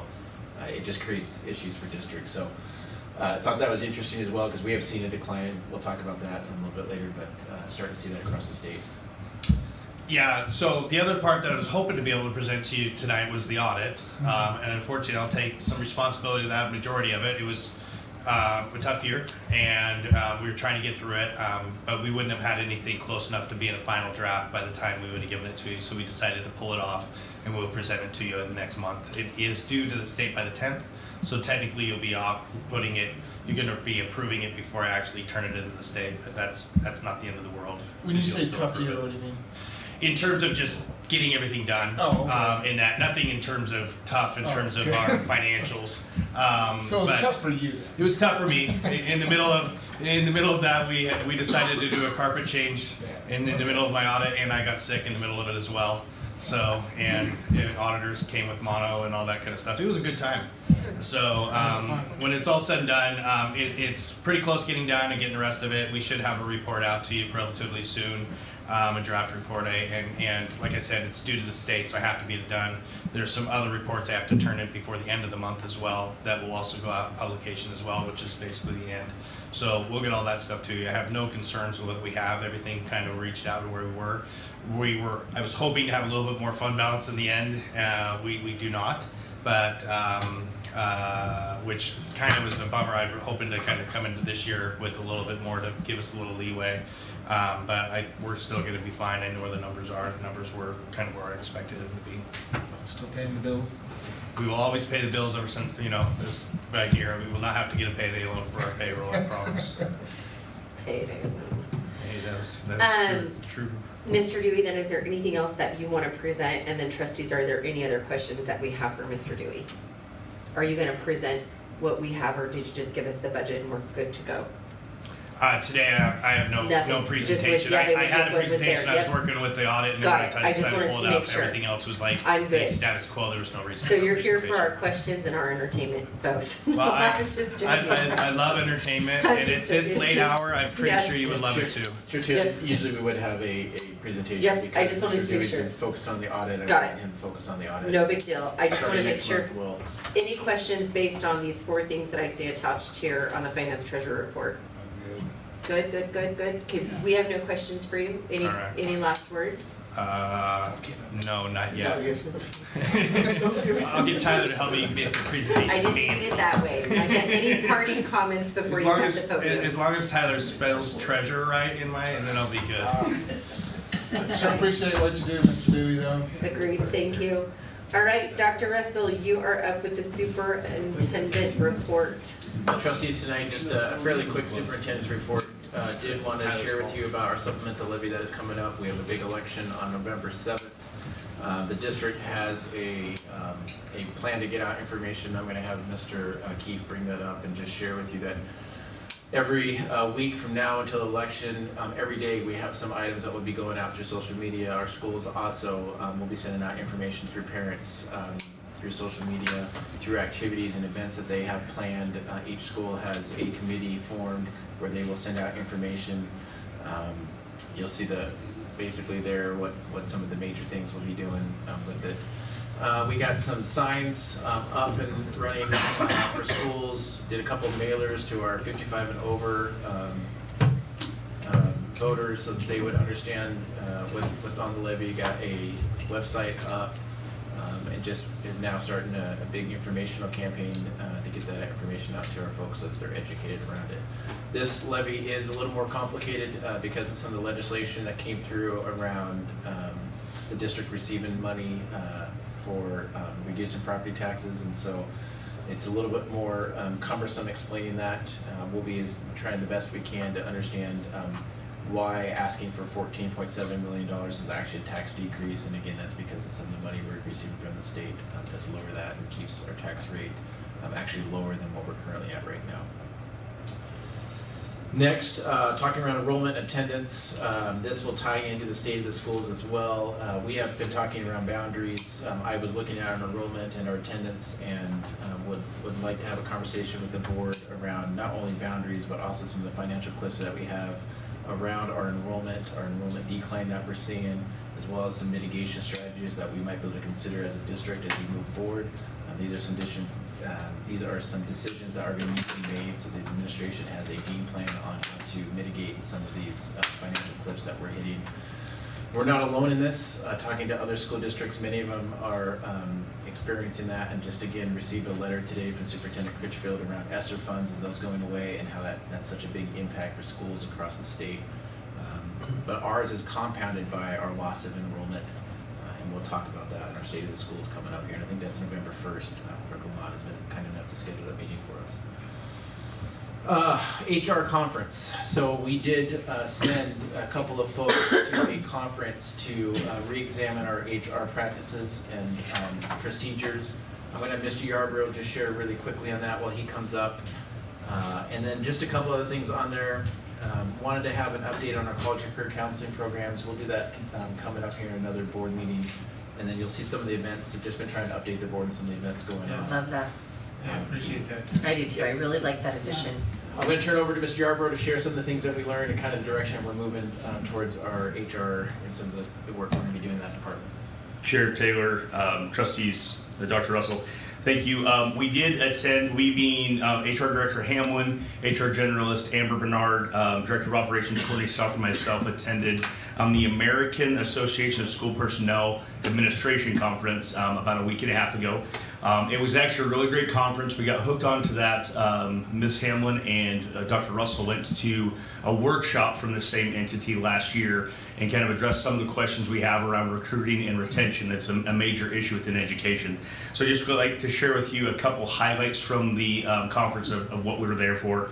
One, it was affirmation of our work last year. We did a number of things to work on recruiting and retaining folks earlier in the hiring process, and that actually paid off in a big way, and it's still a major focus of what is happening within education employment and what's out there. So again, some affirmation of things we put in place that really helped us with recruiting and retention last year. And that bore itself out in our hiring status as where compared to where we were last year and to where we were this year. So we really did a good job with that. A couple other things that came up. One was really interesting of note. One of the keynotes was from the founder of LinkedIn, and his keynote was really thought-provoking because what he talked a lot about is how we are going to have to, as a system, not just education, but labor in general, become much more agile and flexible in understanding what retention now actually looks like and what it doesn't. And he showed some statistics from other industries that showed what retention is, and we're talking 18 months. And so that causes an industry like ourselves in education that we have built a lot of practices and things around the 30-year employee that we may have to really examine and think through that are not the reality of the employees we're going to be getting. Again, just to share that with you, it really was thought-provoking and was something that we're coming back and starting to examine, and it relates to the other points I'm going to share with you. Particularly, one that came up that was really important for us was an audit of maybe our entire HR system and what we're doing from a policies and procedures standpoint, and also a practices standpoint of hiring, of working with folks, going through all those things and having an audit done to actually give us really good third-party feedback about how we are performing there. That piece alone really excited all of us to say, hey, the Nampa district went through a change where we were a small town and a small district into a large district. And so now with the challenges we are facing with the state of the schools that Dr. Russell's alluded to, we're going to have to navigate some choppy waters when it comes to how we navigate our need to keep employees and our need to hire employees as those things come up. And also within that, a big piece of the idea of, again, what retention looks like. And we have to understand that retention might be having employees, much like myself and Dr. Russell, who left this district for a time and then came back. And so we need to wrap our heads around that and maybe develop some different practices and procedures about how we attack that problem in front of us. One thing that was of note was actually also a couple of conference subsections were on generational challenges with hiring folks. And it was actually a really interesting dynamic. On one hand, it's easy to say, oh, the millennials, or oh, the Gen Xers, or whatever that is. It is a real thing. It is a real thing within employment and how we navigate that and how we support people to learn to navigate these environments. And one of the big pieces was, again, the 30-year employee that we used to attract. There was a loyalty to the company or a loyalty to the district. And that has shifted within a lot of people that there's now loyalty to learning, but it's their own personal learning and where their career is going to take them. And we need to think about that from an engineering standpoint of how we engineer jobs, how we think about that and how we prepare different things along those lines. One example, and this isn't by any means something that we're done with, is looking at particularly elements we have within our pre-K and with our special education. Because of challenges with hiring some of those positions, we are talking about and getting creative about how could we do those systems differently, maybe from a different perspective of having just one teacher over so many kids. Could we go to more of a model where one teacher is a case manager over more kids and have more paraprofessional support, which is something that's happening across the country. Another example was bringing in outside entities as online teachers in schools that you have para support for. That's big in a number of states, and there was another couple of sessions on that about how to tackle that. So just wanted to share those examples with you. Again, one comical note on the generational piece, one of the presenters there had a teacher in their building in New Mexico who started teaching in 1961. Still teaching in 2023. But the best story was his the person who's presenting with him, who also had an employee from 1962, who was a para in their very small school. But the best part, she said, this para actually works in our kindergarten class, which is perfect because they both take naps at the same time. So just so you know, there was some comedy and relief there as well. But the conference was really, really a phenomenal experience for us to get and see other other districts and how they're attacking these. And they are national and not just local or regional trends. There are some significant challenges with HR and where we're heading within the next 5 to 10 years in education. So, thank you. Thank you. And for the dad joke. You're welcome. All right, okay guys, so that is it. That ends our meeting. I will go ahead at this point and see if there's anything. Trustee Simpson, I did email Clerk Lamont already, just that possible agenda item of school, let me look at the email. Something, classroom disruption. So it said, I have it right here. policy around classroom environment and then handbook update in classroom environment, so just seeing where that was. So that got thrown over there to go onto our list just because it was brought up today, and we can always dismiss that later. Is there anything else, trustees, that we want to bring up, and it doesn't have to be tonight, there's other ways to bring it up too if there's nothing that needs to be added? Chair, if I could say something, I did request information with regards to allowing guns, teachers to carry arms, those who are certified. I requested information and did some checks on just other schools and facilities that have done this. And I want to bring this back as a point of discussion because I think there's a lot of things. I know we kind of talked about it for a little bit, but I think there's a lot of discussion in there that we haven't discussed that I think is very important to bring back. So I am excited to bring this to the table and see what your thoughts are. I'm sorry, Chair Taylor, on that note that he was just mentioning, in full disclosure, so Sebastian Griffin, thank you, reached out to me about that, on that same topic, and I think that's worth noting because he's running for city council. He also reached out to me about carrying and weapons and that kind of thing too, so. I don't know if that's where you got your information. No, he brought this up a while ago in a meeting. So everything, all the stars are lining up the right way, so I love it. Okay, so do you want me to send this to Clerk Lamont just as concealed carry? Chair Taylor, I actually sent Trustee Valier the information he requested today. I was going to bring that to our agenda setting meeting with Dr. Russell. Can you send that to all of us? Yes. Yeah. Do you want me to send it tonight so you guys have access to it? Yeah. Okay. I mean, because I'm along the same line with Trustee Valier. I like to see that information. Okay, trustees, anything else that you guys want on there at all?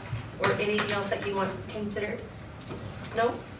All right, so that takes care of 10A, and I will go ahead now and entertain a motion to move us into executive session. And move we go into executive session for Idaho Code 74-2061B and D to consider the evaluation, dismissal, or disciplining of or to hear complaints or charges against a public officer, employee, staff member, or individual agent, athletic school student. D, to consider records that are exempt from disclosure as provided in Chapter 1, Title 74, Idaho Code. You guys are as bad as my students. Second. I second it. Oh, okay, roll call. Chair Taylor? Aye. Trustee Kirkman? Aye. Trustee Sue? Aye. Trustee Simpson? Aye. Trustee Bay? Aye. All right. It was all Marco, the Regal It fan. was me. We will move into executive session. Tyler's having a Adam, heart it looks attack like you're over the there. only one here. So just so you know, we may come out and take action, we may not. Actually, but there's. Chair Taylor, we are, I believe we're not going to. Okay, perfect. So really, there's nothing else that And you happens. guys are free to go. Other than I do come back and I do this.